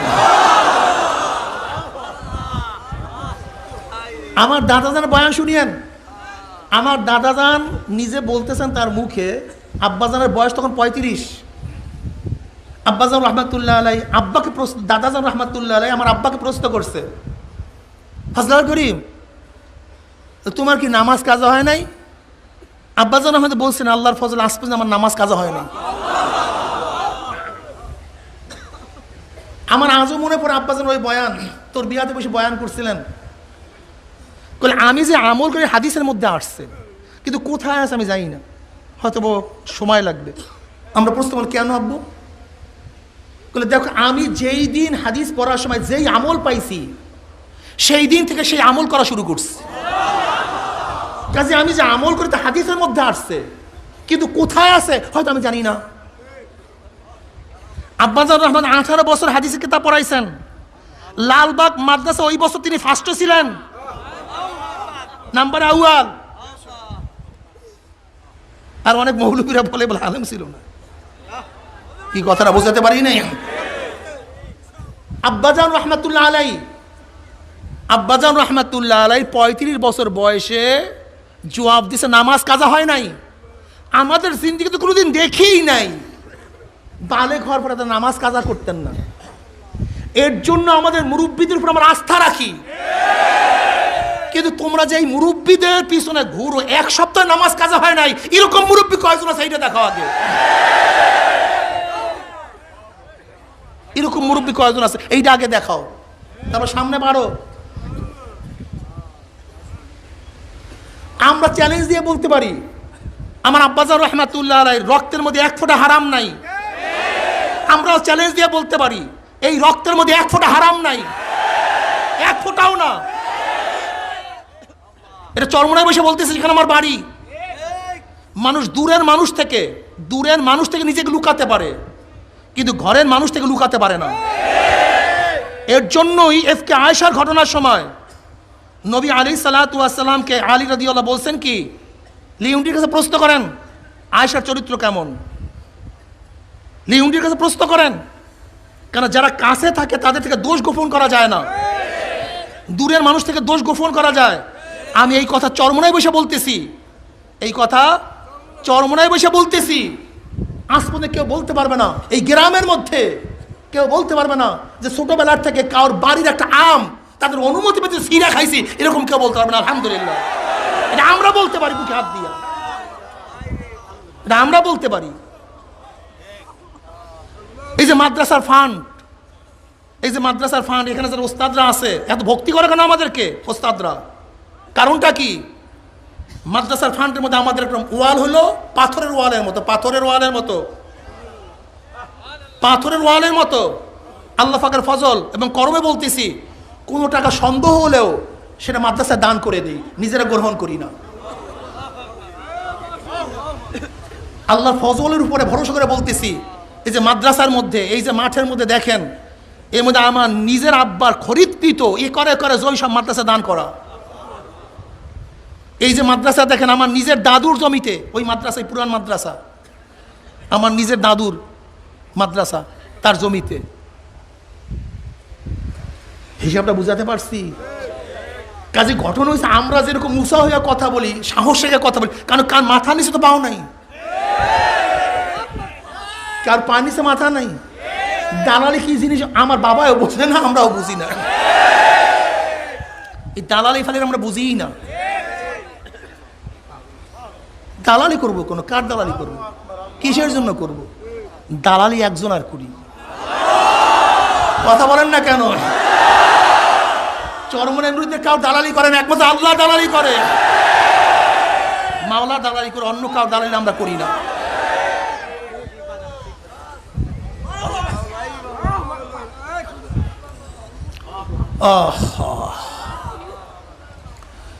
যাই হোক, এর জন্য আমাদের সবাইকে সতর্ক হতে হবে।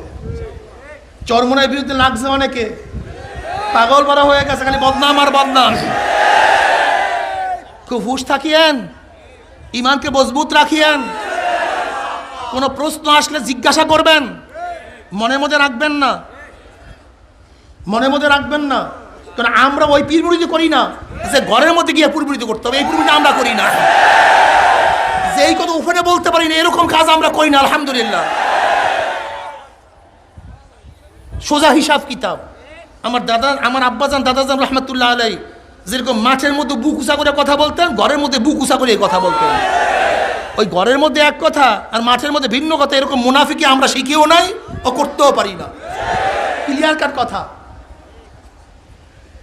আব্বাজান রহমত স্পষ্ট বলছেন, কে মুরিদ থাকবা কে থাকবা না ওই টেনশন আমাদের মধ্যে নেই। এই আপনারা সবাই যদি চলে যান, এটা আমাদের, এটা ব্যবসা না তো। থাকলে থাকলে, না থাকলে ভাগেন, সমস্যা কি? এত টেনশন না যে মুরিদ কে সুইটে যাবে কে।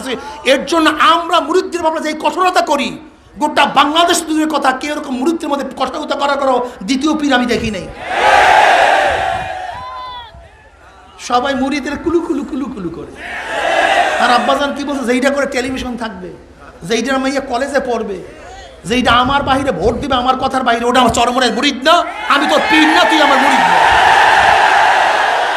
আছে কজন এরকম বলো? সব কুলু কুলু কুলু কুলু। মুড়ি সুইটা যায় কিনা, মুড়ি সুইটা যায় কিনা। আল্লাহ পাকের ফজল। শোনেন, এই মুরিদের, এটা আমাদের ব্যবসা না, এটা ব্যবসা বাণিজ্য না। দাদাজান রহমতুল্লাহ আলাই চেষ্টা করছেন, সাধনা করছেন, আমরা তাই করতেছি।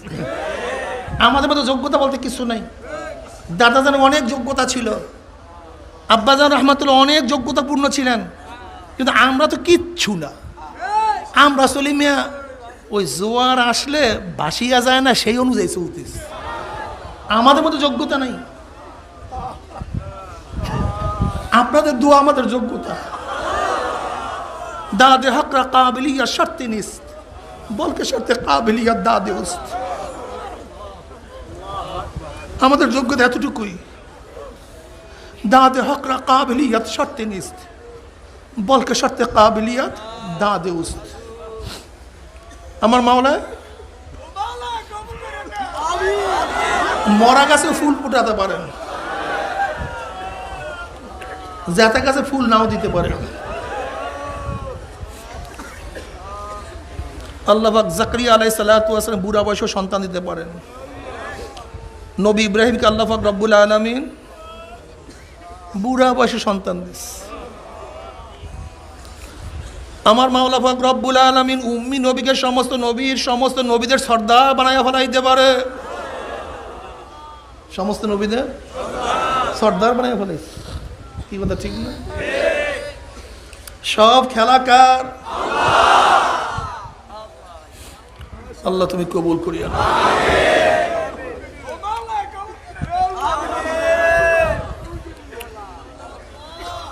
চরমোনাইয়ের ব্যাপারে অনেকে বয়ান করে, বিভিন্ন বয়ান করে, যে বয়ানের সাথে চরমোনাইয়ের সাথে কোনো সম্পর্ক নাই।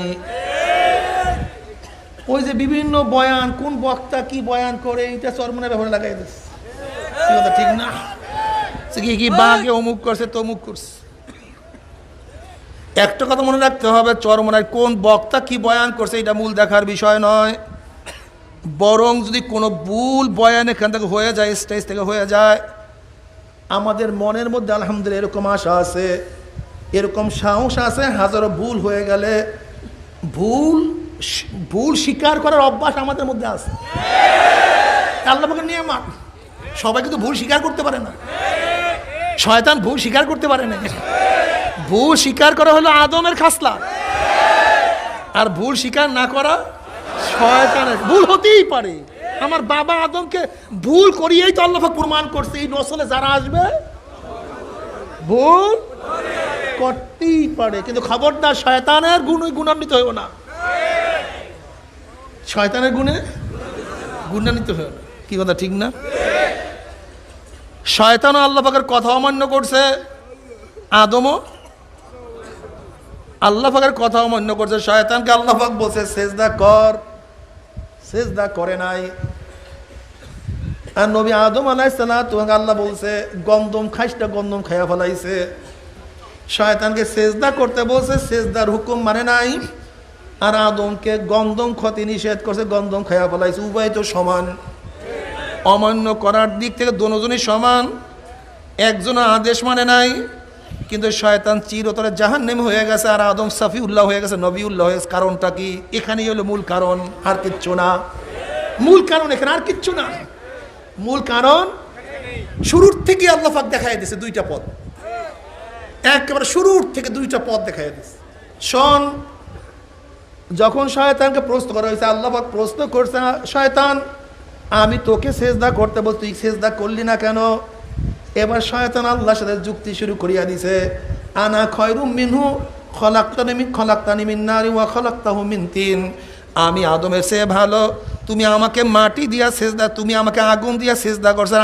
আদমকে সেজদা করছো মাটি দিয়া, আমাকে সেজদা করছো আগুন দিয়া, আমাকে সৃষ্টি করছো। এই যে দেখেন কথার মধ্যে তাসাম হয়ে যায়, কিন্তু আমি কিন্তু বলতেছি, এই যে অনেকে ভুল ধরে, এটা সবকাতে লেসান। আমার জেহেন একদিকে, কিন্তু মুখ থেকে বয়ান বেরিয়েছে ভিন্ন দিক। কি কথা ঠিক না? এটা হইতে পারে, এটা হতে পারে। আদম আলাইহিস সালাম প্রশ্ন করছে, তুই কেন তুই গন্ধম খাইলি? তোকে তো নিষেধ করছিলাম। শয়তানকে প্রশ্ন করা হয়েছিল, তুই আদমকে সেজদা করতে, সেজদা করলি না কেন? এবার শয়তান আল্লাহর সাথে যুক্তি তর্ক শুরু করিয়া দিছে। আল্লাহ তুমি আমাকে সেজদা করতে ভুল করছো, সেজদার হুকুম দিয়া ভুল করছো। আমি কেন আদমকে সেজদা করব? বরং আদম আমাকে সেজদা করবে। কে সেজদা করবে? বলে কেন? বলে আমি আদমের চেয়ে ভালো। এই আনানিয়াত, তাসাউফের ভাষায় এইটার নাম আনানিয়াত। আমি কি ভাই কথা বলেন? এই আনানিয়াত যাদের মধ্যে আছে তারা ধ্বংস হয়ে যাবে, কোনো সন্দেহ নাই। আপনি কি জানেন আদমের সাথে যে শয়তান যে সেজদা করে নাই, এই শয়তান কি? মুকাশফাতুল কুলুবের মধ্যে লেখা আছে, কথিত আছে শয়তানের প্রথম আসমানে শয়তানের নাম লেখা ছিল ওলি। কি? ওলি। দ্বিতীয় আসমানে শয়তানের নাম লেখা ছিল তাকি। তৃতীয় আসমানে শয়তানের নাম লেখা ছিল খাজেন। চতুর্থ আসমানে শয়তানের নাম লেখা ছিল যাই হোক, ওলি, খাজেন, তাকি, আরেফ। আরেফ লেখা ছিল, এরকম মনে নেই। এরকম এক এক আসমানে এক একটা নাম লেখা ছিল শয়তানের। আর ষষ্ঠম আসমানে তার নাম লেখা ছিল আজাজিল। সপ্তম আসমানে তার নাম লেখা ছিল আজাজিল। আর ষষ্ঠম আসমানে তার নাম লেখা ছিল খাজেন। আর আল্লাহ পাকের আরশের মধ্যে তার নাম লেখা ছিল ইবলিস, মায়ুস। দেখেন, শয়তান ওলি ছিল, আরেফ ছিল, খাজেন ছিল, তাকি ছিল, সব কিছু গুণ তার মধ্যে ছিল, কিন্তু একটা শুধু দোষ তার মধ্যে ছিল। কি দোষ? আনানিয়াত। আমি ভালো, আমি আদমের চেয়ে ভালো, অমুকের চেয়ে ভালো, তমুকের চেয়ে ভালো। এই একটা দোষ থাকার কারণে শয়তানের 50,000 বছরের সমস্ত ইবাদত ধ্বংস হয়ে গেছে। শয়তান মুআল্লিমুল মালাইকা ছিল, মুআল্লিমুল মালাইকা সমস্ত ফেরেশতাদের উস্তাদ ছিল শয়তান। এমনকি যত কিতাব, যত সহিহ বা ইজমালি ভাবে না, শুধু তফসিলিভাবে সমস্ত এলেম শয়তানকে আল্লাহ পাক দান করছে। এত এলেম জানা সত্ত্বেও, এত আমল করা সত্ত্বেও কথিত আছে এমন কোনো জমিন নাই যেই জমিনের মধ্যে শয়তানের সেজদা নাই। এত কিছু করার পরেও শয়তান কেন জাহান্নামী হয়ে গেছে? শুধু একটা রোগ, আনানিয়াত। আমি ভালো, আমি তাসাউফের ভাষায় বলে আনানিয়াত, আমি ভালো। ওর চেহারার দিক থেকে আমার ভালো, এলেমের দিক থেকে ভালো, আমলের দিক থেকে আমি ভালো, ওর বংশের দিক থেকে আমি ভালো, অমুকের দিক থেকে ভালো, তমুকের দিক থেকে ভালো। আমি বলতে কিছু নাই, আমি এক কাতরা নাপাক পানি, এই নাপাক পানি ছাড়া আমি কিছুই নাই। আমি মারা যাওয়ার 3 দিন পরে আমার শরীর গলিয়া যাবে, পচিয়া যাবে, ফাটিয়া যাবে, গন্ধ আসবে। নবী আলাইহিস সালাতু ওয়াস সালাম ফরমান, তুমি যাকে যতই মহব্বত করো না কেন, সে মারা যাওয়ার 3 দিন পরে তার দিকে তাকাইতে পারবা না। তার চেহারা বিবর্ষ হয়ে গেছে, তার শরীর ফুলিয়া গেছে, ফাটিয়া পুষ পড়া শুরু করছে। আমি বলতে কিছু নাই, আমি বলতে কিছু নাই, সব আমার মাওলা। আমার মাওলা ছাড়া তো কিছু বুঝি না। তাসাউফের ভাষা আনানিয়াত। এই আনানিয়াত শয়তানের মধ্যে থাকার কারণে 50,000 বছরের সমস্ত ইবাদত সব ধ্বংস হয়ে গেছে, জাহান্নামের কুণ্ডলী হয়ে গেছে। আদম আলাইহিস সালাতু ওয়াস সালামকে যখন প্রশ্ন করেছে, আদম তোকে নিষেধ করছিলাম গন্ধম খাওয়ার জন্য, তুই গন্ধম খাইলি কেন? এই প্রশ্ন শয়তানকে করছিল, সেজদা করলি না কেন? আদমকে প্রশ্ন করা হয়েছিল গন্ধম খাইলি কেন? কিন্তু আদম আলাইহিস সালাতু ওয়াস সালাম বহুত জবাব দিতে পারতেন। আল্লাহ তুমি আমাকে বানাইছো কেন? আমি কি তোমাকে বানাইতে বলছি নাকি? তুমি আমাকে বানাইছো কেন? বানাইছে কে? আদমকে। কার ইচ্ছায়? বেশ ভালো কথা, তুমি আমাকে কেন বানাইছো? বেশ ভালো বানাইছো। জান্নাতে কেন দিছে? আমি বলছি তুমি আমাকে জান্নাতে দাও। আমি তো বলি না। জান্নাতে কে দিছে? আমার মাওলাই দিছে। বেশ ভালো কথা, জান্নাতে দিছে, কিন্তু তুমি গন্ধম গাছ লাগাইছো কেন? আমি কি বলছি গন্ধম গাছ লাগাও আমাকে পরীক্ষা করার জন্য? না, আমি তো এই কথা বলিনি, তুমি গন্ধম গাছ লাগাইয়া দিছো। বেশ ভালো কথা, গন্ধম লাগাইছো। শয়তানকে কেন লাগাইয়া দিছো? যে আদমকে ওয়াসওয়াসা দে, গন্ধম খাওয়ার ব্যবস্থা কর। তুমি আদমকে বানাইছো, তুমি জান্নাতে দিছো, আবার গন্ধম গাছ তুমি লাগাইয়া দিছো, আবার গন্ধম খাইতে তুমি নিষেধ করছো, আবার ওয়াসওয়াসা দেওয়ার জন্য শয়তানকে আমার পিছনে লাগাইয়া দিছো। সব করছো তুমি, আর ভুল করছি আমি। আদম আলাইহিস সালাতু শোনো, খুব ভালো মতো বুঝবা। এই বয়ান যদি কেউ বুঝো তাহলে কোনো জায়গায় সমস্যা নাই। আদমকে বানাইছে আমার মাওলায়, জান্নাত দিছে আমার মাওলায়, আবার গন্ধম গাছ লাগাইছে আমার মাওলায়, আবার নিষেধ করছে আমার মাওলায়, শয়তানকে লাগাই দিছে আমার মাওলায়। সব করছে মাওলায়, আর ভুল করছে বাবা। আমার বাবাই ভুল করিয়া ফেলাইছে, আদম ভুল করিয়া ফেলাইছে। আদম আলাইহিস সালাতু ওয়াস সালাম ভুল করিয়া গন্ধম খেয়া ফেলাইছে। আদম আলাইহিস সালাতু ওয়াস সালামকে যখন প্রশ্ন করা হয়েছে, তখন আদম কোনো যুক্তির পিছনে লাগে নাই। মাওলা তুমি আমাকে বানাইছো করে, শোনো যারা যুক্তির পিছনে লাগছো, এত কি পারা যায়, এত কি করা যায়? সব শয়তানের খালাতো ভাই। এত নামাজ পড়া যায়, এত রোজা রাখা যায়, এই বয়সের দাড়ি রাখা যায়। যেই বয়সের দাড়ি রাখার সময় সেই বয়সেই মাওলার দাড়ি গজাইয়া দিছে নাকি? ছোটবেলায় গজায় নাই কেন? হ্যাঁ, ছোটবেলায় গজায় নাই কেন? বয়স হয় না। কি কথা ঠিক না? যখন দাড়ি রাখার বয়স হয়েছে তখন মাওলা সমস্যা কি? এই বয়সে মানে বয়স তো হয়েই গেছে। কি ঠিক আছে না? আলহামদুলিল্লাহ। কি আজকে থেকে দাড়ি রাখা যাবে ইনশাআল্লাহ? কে কে রাখবে? নারায়ে তাকবীর। আল্লাহ কবুল করুন। মাওলানা, আমি তোমার কাছে প্রশ্ন পেশ করবো না, কেন তুমি আমাকে বানাইছো? কেন জান্নাতে দিছো? বানাইছো তুমি, আমি তোমাকে বানাইতে বলি নাই, নিজের ইচ্ছে তুমি বানাইছো। আমি তোমাকে জান্নাতে দিতে বলি নাই, তুমি আমাকে জান্নাত দিছো। বেশ ভালো কথা, জান্নাতে দিছে, আবার গন্ধম গাছ কেন লাগাইছো সেই প্রশ্ন আমি তোমার কাছে করব না। রব্বানা যালামনা আনফুসানা ওয়া ইন লাম তাগফির লানা ওয়া তারহামনা।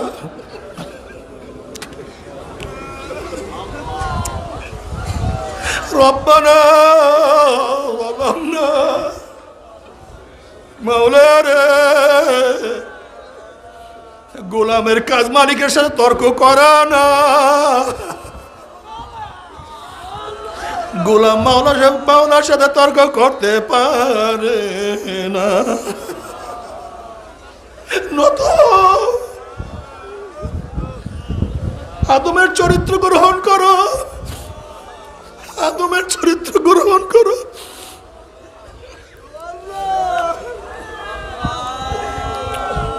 শয়তান মাওলার সাথে তর্ক বিতর্ক শুরু করিয়া দিছে। মাওলা তুমি আমাকে বানাইছো কেন? আনা খয়রুম মিনহু, তুমি এই হুকুম ভুল করিয়া ফেলাইছো। বরং আদমকে বলো আমাকে সিজদা করার জন্য। যেহেতু মাটি দিয়ে আদমকে বানাইছো, মাটির গতি নিচের দিকে আর আগুনের গতি উপরের দিকে, কাজে আমি কেন আদমকে সিজদা করবো? বরং আদম আমাকে সিজদা করবে। আল্লাহ পাকের ভুল ধরিয়া ফেলাইছে। যখনই আল্লাহ পাকের ভুল ধরছে, আল্লাহ পাক ঘাড় মটকে ফেলাইছে, বেরো এখান থেকে। খবরদার, বড়দের কাছে বুক উঁচা করিও না, বড়দের কাছে বুক উঁচা করিও না, এক লাথি মারিয়া সিনা ফাটাইয়া ফেলাইবে।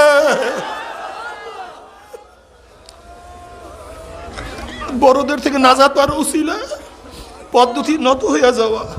যুক্তিতে যাইও না, যুক্তি ঠিক না, যুক্তিতে যাবাই না। যুক্তি প্লেস করছো, কারবার শেষ। আদমকে জিজ্ঞাসা, আদম রে, আমি তোকে গন্ধম খাইতে নিষেধ করছি, গন্ধম খাইলি কেন? আদম আলাইহিস সালাতু ওয়াস সালাম মাওলানা যুক্তি প্লেস করে নাই, বরং বলছে রব্বানা যালামনা আনফুসানা, যদি মাপ নাই করো উপায় হবে না। আল্লাহ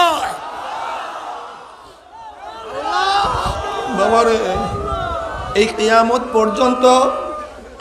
পর্যন্ত যারা আদমের চরিত্র গ্রহণ করতে পারবা, কিয়ামত পর্যন্ত যারা আদমের চরিত্র গ্রহণ করতে পারবা, আমার মাওলা সবাইকে মাফ করিয়া দিবে। আর যারা শয়তানের চরিত্র গ্রহণ করবে, আমার মাওলা পাক রব্বুল আলামিন 50,000 বছরের ইবাদত তোমাকে জাহান্নামে লাত্তি মারিয়া ফলাইয়া দেবে। খবরদার, তাকাব্বুরি করিও না, বুক উঁচা করিও না। আমার মাওলার সামনে মাথা উঁচা করবো তো ঘাড় মটকাইয়া ফেলাইবে। আর যে নরম হইয়া যাবা, আমার মাওলা তাকে উঁচা করিয়া ফেলাইবে। আমি কিছু না, আমি এক কাতরা নাপাক পানি, এক কাতরা নাপাক পানি। আমাকে গর্বের মধ্যে থাকবে। তুমি কি দেখো না মার গর্বে থেকে কত মানুষ অন্ধ হয়ে আসছে? মাওলা তোমাকে আমাকে অন্ধ করিয়া পাঠাইতে পারত। আল্লাহ রে, আমার মাওলা রে, আল্লাহ বাবা, তুমি কি দেখো না কত মানুষ বোবা হয়ে আসছে? আমার মাওলা তোমাকে আমাকে বোবা করিয়া পাঠাইতে পারত। তুমি কি দেখো না কত মানুষ বিকলাঙ্গ হয়ে আসছে? আল্লাহ পাক তোমাকে আমাকে বিকলাঙ্গ করিয়া পাঠাইতে পারত। কিন্তু মাওলা পাক রব্বুল আলামিন তোমাকে অন্ধ না বানাইয়া তোমাকে আমাকে চক্ষু দান করছে, তোমাকে আমাকে বোবা না বানায় মাওলা আমাকে জবান দান করছে, তোমাকে আমাকে বহেরা না বানিয়ে কান দান করছে, তোমাকে আমাকে বিকলাঙ্গ না বানায় মাওলা হাত পাও দান করছে। আয় খোদা করবা সওয়াম এহসা বর এহসা করবাই। আমার একটা রুহ, কুকুরের একটা রুহ, মাওলা পাক রব্বুল আলামিন আমার রুহ যদি কুকুরের মধ্যে দিত, আর কুকুরের রুহ আমার মধ্যে দিয়া ফেলাইত, আজকে কুকুর খানে বয়ান করতো, আমি রাস্তায় রাস্তায় হাঁটতাম। আল্লাহ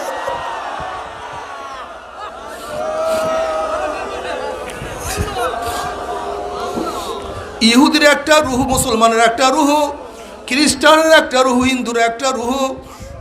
খ্রিস্টানও মানুষ, মুসলমানও মানুষ। যদি মাওলা পাক রব্বুল আলামিন তোমার আমার রুহটাকে হিন্দুর মধ্যে ঢুকাইয়া দিত, মুসলমানের মধ্যে না দিতে হিন্দু হইয়া যাইত।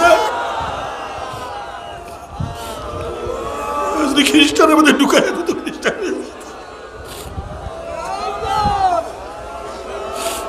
যদি এহুদের মধ্যে ঢুকে দিয়ে এহুদ হয়ে যাইতো, নাবিদের মধ্যে ঢুকেলে নাবিদ, সামারের মধ্যে সামা। আল্লাহ পাক রব্বুল আলামিন তোমাকে মুসি না বানাইয়া, নাবিদ না বানাইয়া, হিন্দু না বানাইয়া, আল্লাহ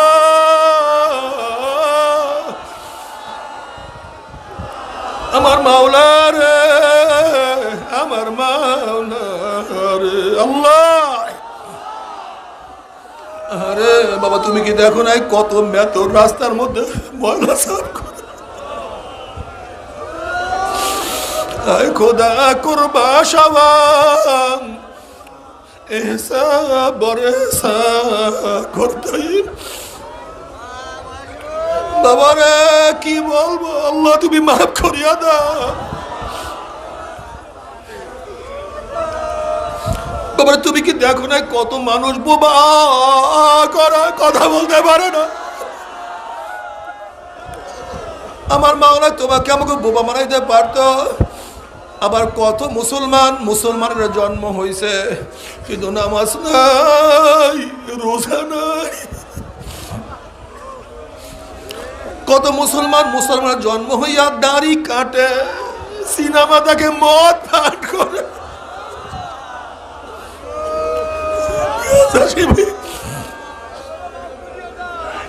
হারামের মধ্যে লিপ্ত। আমার মাওলাকে চিনে নাই। আল্লাহ তুমি আমাদেরকে মাফ করিয়া দাও।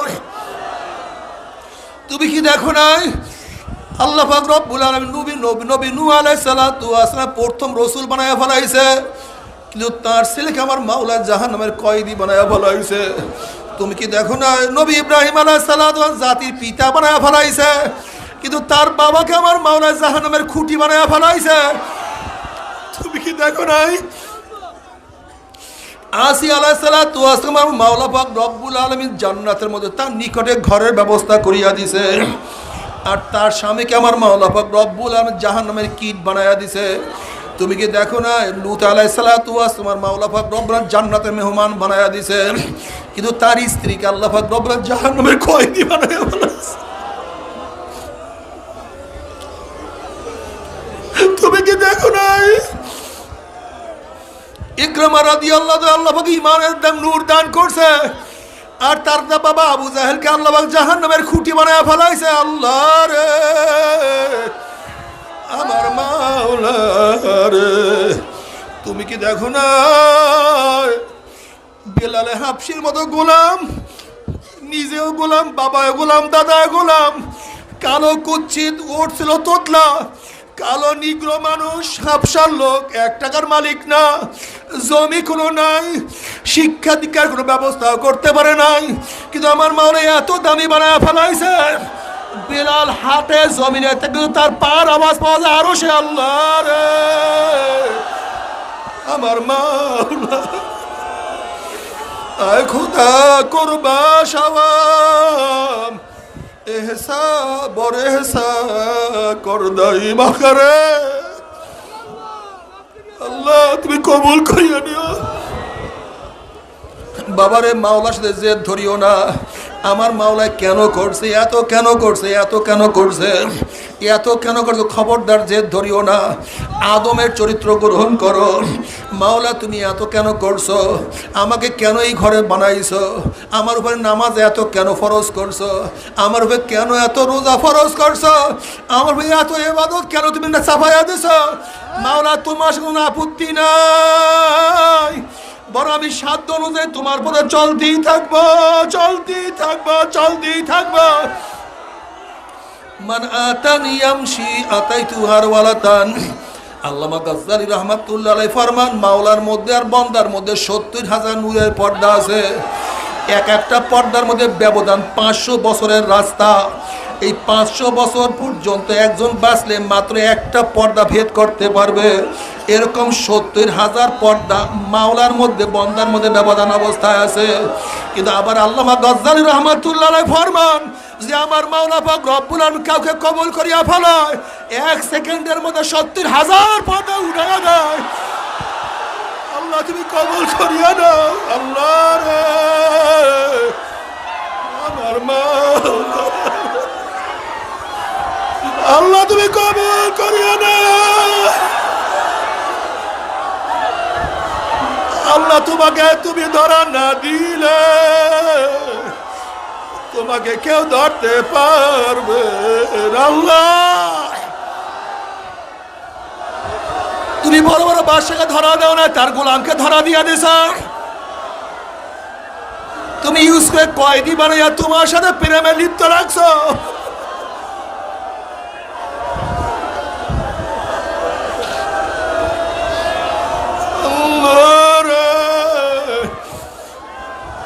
আমার মাওলা আল্লাহ, তুমি কত বাবাকে হেদায়েত দাও না, ছেলেকে হেদায়েত দিয়া দিছো, মালিককে হেদায়েত দাও না, গোলামকে হেদায়েত দিয়া দিছো। আরে তুমি এক বোনকে হেদায়েত দাও, আর এক বোনকে হেদায়েত দিয়া দিছো। এক ভাইকে হেদায়েত দাও না, আর এক ভাইকে হেদায়েত দিয়া দিছো। ওস্তাদকে হেদায়েত দাও না, ছাত্রকে হেদায়েত দিয়া দিছো। মালিককে হেদায়েত দাও না, গোলামকে হেদায়েত দিয়ে দিছো। উস্তাদকে হেদায়েত দাও না, ছাত্রকে হেদায়েত দিয়ে দিছো।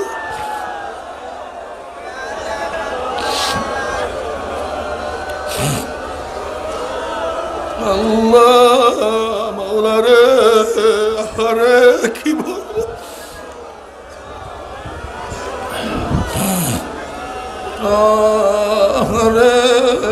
যেহেতু চরমনাই নিয়ে আসছো, হেদায়েতের মালা না পরে কাউকে বিদায় দিও না। বাবারে মাওলার কাছে হেদায়েত চাও, কান্দার হেদায়েত চাও। ইহদিনাস সিরাতাল মুস্তাকিম। মাওলা যেহেতু হেদায়েত নিয়ে আসছো, হেদায়েত না দিয়া কাউকে বিদায় দিও। আল্লাহ আল্লাহ তুমি সবাইকে হেদায়েত দিয়া দাও। হেদায়েত আমরা গুমরা করিও না। রব্বানা লা তুযিগ কুলুবানা বা'দা ইয হাদাইতানা ওয়া হাব লানা মিন লাদুনকা রাহমা ইন্নাকা আনতাল ওয়াহ্হাব। মাওলা রে, পরিচয়ের পরে গোপন হইও না। বাবারে আমার মাওলাই কি চায়? মাওলাই শুধু চায় বান্দা তুই আমার দিকে ঝুঁকিয়া যা, তুই আমার দিকে রওনা কর। তুমি কি দেখো না বনি ইসরায়েলের পাগলের ঘটনা বুখারীর মধ্যে রওয়ায়াত আছে। বনি ইসরায়েলের এক ব্যক্তি 99টা খুন করছে। এরপরে এক ব্যক্তির কাছে গিয়া বলতে আছে, আমি তো এই অন্যায় করিয়া ফেলাইছি, মাওলাই কি আমাকে মাফ করবে নাকি? বলেন না, তোমার কোনো উপায় নাই, তুমি এত অন্যায় করছো, মাওলাই তোমাকে মাফ করবে না। ওই ব্যক্তি চিন্তা করছে যেহেতু মাওলাই মাফ করবেই না, তাহলে তোকে রাখিয়া কি লাভ? ওই ব্যক্তিকে হত্যা করিয়া ফেলাইছে। বুখারীর রওয়ায়াত বলতে আছি রে বাবা।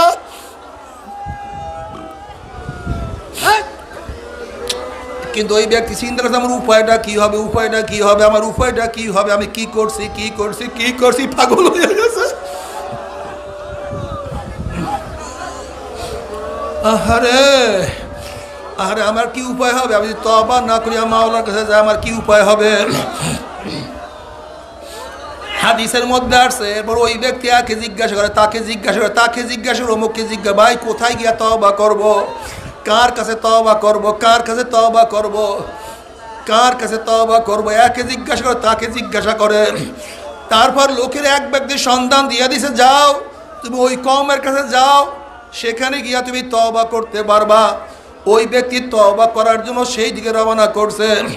আল্লাহ পাকের কি কৃষ্ণা, পথের মধ্যে সেই ব্যক্তির আজরাইল হাজির হয়ে গেছে। ব্যক্তি মাটিতে পড়িয়া গেছে। হাদিসের মধ্যে আসছে, ব্যক্তি চিন্তা করছে কি করবা, আলেমের বাড়িতে যাইতে পারলাম না। এখন আলেমের বাড়ির দিকে নিজের সিনাটা ঝুঁকাইয়া দিছে, সিনা ঝুঁকাইয়া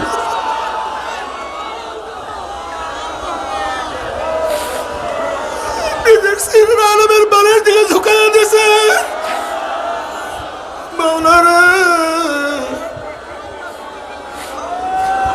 আমি তওবা করতে পারলাম না, আলেমের কাছে যাইতে পারলাম না রে মাবুদ। আমার সাধ্য অনুযায়ী আলেমের বাড়ির দিকে সিনা ঝুঁকাইয়া দিলাম। বাবারে যারা বলো কার কাছে যাওয়ার কোনো প্রয়োজন নাই, আমি তাদের কাছে প্রশ্ন, বাবা তোমার সাথে কোনো ঝগড়া নাই, তোমাকে আমি প্রশ্ন করি, আমার মাওলা তো ওই ব্যক্তির ব্যাপারে সবই কিছু জানে। এই ব্যক্তি কখন মারা যাবে, সে কি অন্যায় করবে, কোন জায়গায় মারা যাবে, বিআইয়ারদিন তামুদ কোন জায়গায় মারা যাবে, আমার মাওলা জানে। কোন মারা যাবে সব আমার মাওলা জানে। এরপর আমার মাওলা এত বাহানা কেন করলেন? আমার মাওলা পাক রব্বুল আলামিন তাকে আলেমের বাড়ির দিকে কেন নিলেন? কেন আমার মাওলাকে হেদায়েত দিতে পারে না? আমার মাওলাকে তাকে এলকা করতে পারতো না? না রে বাবা রে, আমার মাওলা সব পারে, কিন্তু নিজাম ছাড়া কিছুই করে না। আমার মাওলা পারে না, সব পারে, কিন্তু নিজাম ছাড়া কাজ করে না। আমার মাওলা সমস্ত মানুষের অন্তরের মধ্যে হেদায়েত ঢালিয়া দিতে পারে, পারে না তা না, কিন্তু নবীদেরকে কেন পাঠাইলেন? আমার মাওলা পাকের নিজাম দেখো তুমি, আমার সমস্ত নবীদেরকে আমার মাওলা পাক ডাইরেক্ট হেদায়েত দিছে, কিন্তু আবু বকর রাদিয়াল্লাহু তাআলা উমর ইবনুল খাত্তাবকে নবীর মাধ্যমে হেদায়েত দান করছে। আমার মাওলা ওই ব্যক্তিকে হেদায়েত দিতে পারতেন, তাহলে সমস্ত মানুষ ওই নিজের ঘরের মধ্যে বিছানার মধ্যে হেদায়েতের দিকে তাকায়া থাকতো। মাওলা আমার রুমের মধ্যে আমার বিছানার মধ্যে হেদায়েত পাঠাইয়া দিবে, তাহলে বাড়িঘর ছাড়িয়া ব্যবসা বন্ধ করিয়া তোমরা কেউ চরমনায় আসতা না, কোনো আলেমের কাছে তোমরা যাইতা না, কোনো ওয়াজ মাহফিলে যাইতা না, কোনো মাদ্রাসায় কেউ পড়তা না, হেদায়েতের খোঁজে বের হইতা না। আমার মাওলার কি সুন্দর নিজাম! আমার মাওলা বলে আল্লাযীনা জাহাদু ফীনা লানাহদিয়ান্নাহুম সুবুলানা, তোরা হেদায়েতের জন্য চেষ্টা করে বাইর হইয়া যা, আমি মাওলা তোদের গলার মধ্যে হেদায়েতের মালা পরাইয়া দেব। আল্লাহ আল্লাহ। ওই বনি ইসরাইলের ব্যক্তি হেদায়েত পাওয়ার জন্য আলেমের বাড়ির দিকে রওনা করছে, পথিমধ্যে পড়িয়া গেছে, সিনাটা আলেমের বাড়ির দিকে ঝুঁকাইয়া দিছে। জাহান্নামের ফেরেশতারা আসছে রূহ নেয়ার জন্য, জান্নাতের ফেরেশতারা আসছে রূহ নেয়ার জন্য। উভয়ের মধ্যে ঝগড়া সৃষ্টি হয়ে গেছে। জাহান্নামের ফেরেশতারা বলছে রূহ আমি নেব, আবার জান্নাতের ফেরেশতারা বলছে রূহ আমি নেব। কেন? সে তওবা করতে পারে নাই। আর জান্নাতের ফেরেশতারা বলে সে তো তওবা করার জন্য রওনা করছে। উভয়ের মধ্যে ঝগড়া সৃষ্টি হয়ে গেছে। এখন ওরা বলতে আছে আমাদের মধ্যে ঝগড়া সৃষ্টি করিয়া কোনো লাভ নাই, চলো আমরা মাওলার কাছে প্রশ্ন করি, মাওলায় কি জবাব দেয়। আহারে আমার নবী বলে, আমার মাওলা পাক রব্বুল আলামিন ফেরেশতার জমি মাপ দেন, ওর মরদেহের থেকে যদি ওর বাড়ি নিকটে হয় তাই তওবার থেকে দূরে, আর যদি আলেমের বাড়ি নিকটে হয় তাহলে তওবার নিকটে চলিয়া গেছে। তওবা করতে পারে না, তওবার নিকটে চলিয়া গেছে। যদি তওবার নিকটে চলিয়া যায় তাই রূহ পাবে জান্নাতের ফেরেশতারা, আর তওবার থেকে দূরে থাকলে রূহ পাবে জাহান্নামের ফেরেশতারা। নবী আলাইহিস সালাতু ওয়াস সালাম ফরমান ফিল হলো কি ঘটনা ছিল, ওই ব্যক্তির মরদেহের থেকে নিজের বাড়ি কাছে ছিল, আলেমের বাড়ি দূরে ছিল। আল্লাহ পাক রব্বুল আলামিন গোপনে জমিনকে হুকুম দিয়ে, জমিন রে ও নিজের বাড়ি লম্বা হইয়া যা, আলেমের বাড়ি নিকটে হইয়া যা।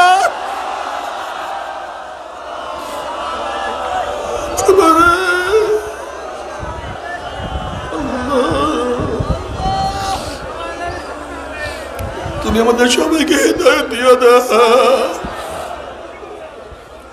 যখন জমির মধ্যে মাপ দিল, ফেরেশতারা দেখে আলেমের বাড়ি নিকটে, মাওলার ফয়সালা অনুযায়ী ওই ব্যক্তি রূহ জান্নাতের ফেরেশতারা নিয়ে গেছে। আল্লাহ আল্লাহ তুই আমাদের সবাইকে কবুল করিয়া না। এর জন্য বাবারা সব সময় আল্লাহর দোয়া করে, মাওলা রে যেহেতু বাড়ির থেকে চরমনায় নিয়ে আসছো, চলিয়ে আসছি, হেদায়েতের মালা না পরে কাউকে বিদায় দিও না। মাওলা রে হেদায়েতের মালা না পরে কাউকে বিদায় দিও না।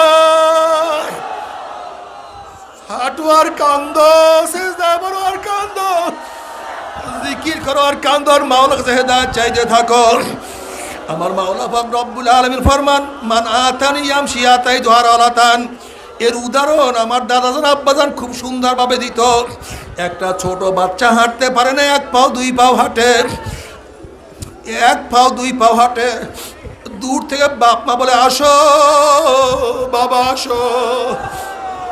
বাচ্চা পারে না হাঁটতে, দেয় দৌড়। অবস্থা কেমন হয়, আছার খায় পড়িয়া যায়। তখন বাপ মা আসিয়া তাকে দৌড় দিয়া কোলে ধরিয়া নেয়। কিন্তু ছেলের গার মধ্যে পায়খানা প্রসাব লাগানো, ধুলাবালি মাখানো। ওই প্রসাব পায়খানা দেখিয়া বাপ মা তাকে আগুনেও ফালায় না, পানিতেও ফালায় না, বরং ধোয়াইয়া পোষাইয়া এ গালে চুমা দেয়, ওই গালে চুমা দেয়, কোলে না নিয়া পারে না। ঠিক তুমি আমি গুনাহগার। আমার মাওলার দিকে ডাক দিছে, মাওলাটাকে আয় বান্দা, আয় বান্দা, আয় বান্দা রে।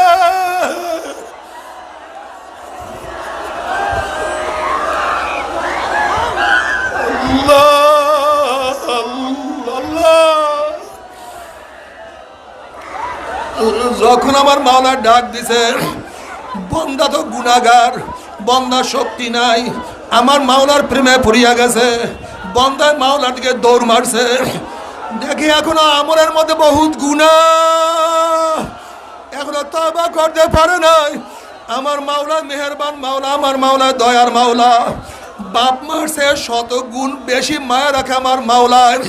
তখন আমার মাওলা পাক রব্বুল আলামিন তোমাকে আমাকে আগুনেও ফালাইবে না, পানিতেও ফালাইবে না, বরং ধোয়াইয়া পোষাইয়া রহমতের কুলের মধ্যে না নিয়ে আমার মাওলায় পারবে না। কাজী বাবারা বেশি বেশি জিকির করো, খবরদার জিকির করা ছাড়া কেউ মাওলার ওলি হইতে পারে নাই। এর জন্য সারা সা বড় কথা না হলো, বেশি বেশি মাওলার জিকির করতে থাকো। লা ইলাহা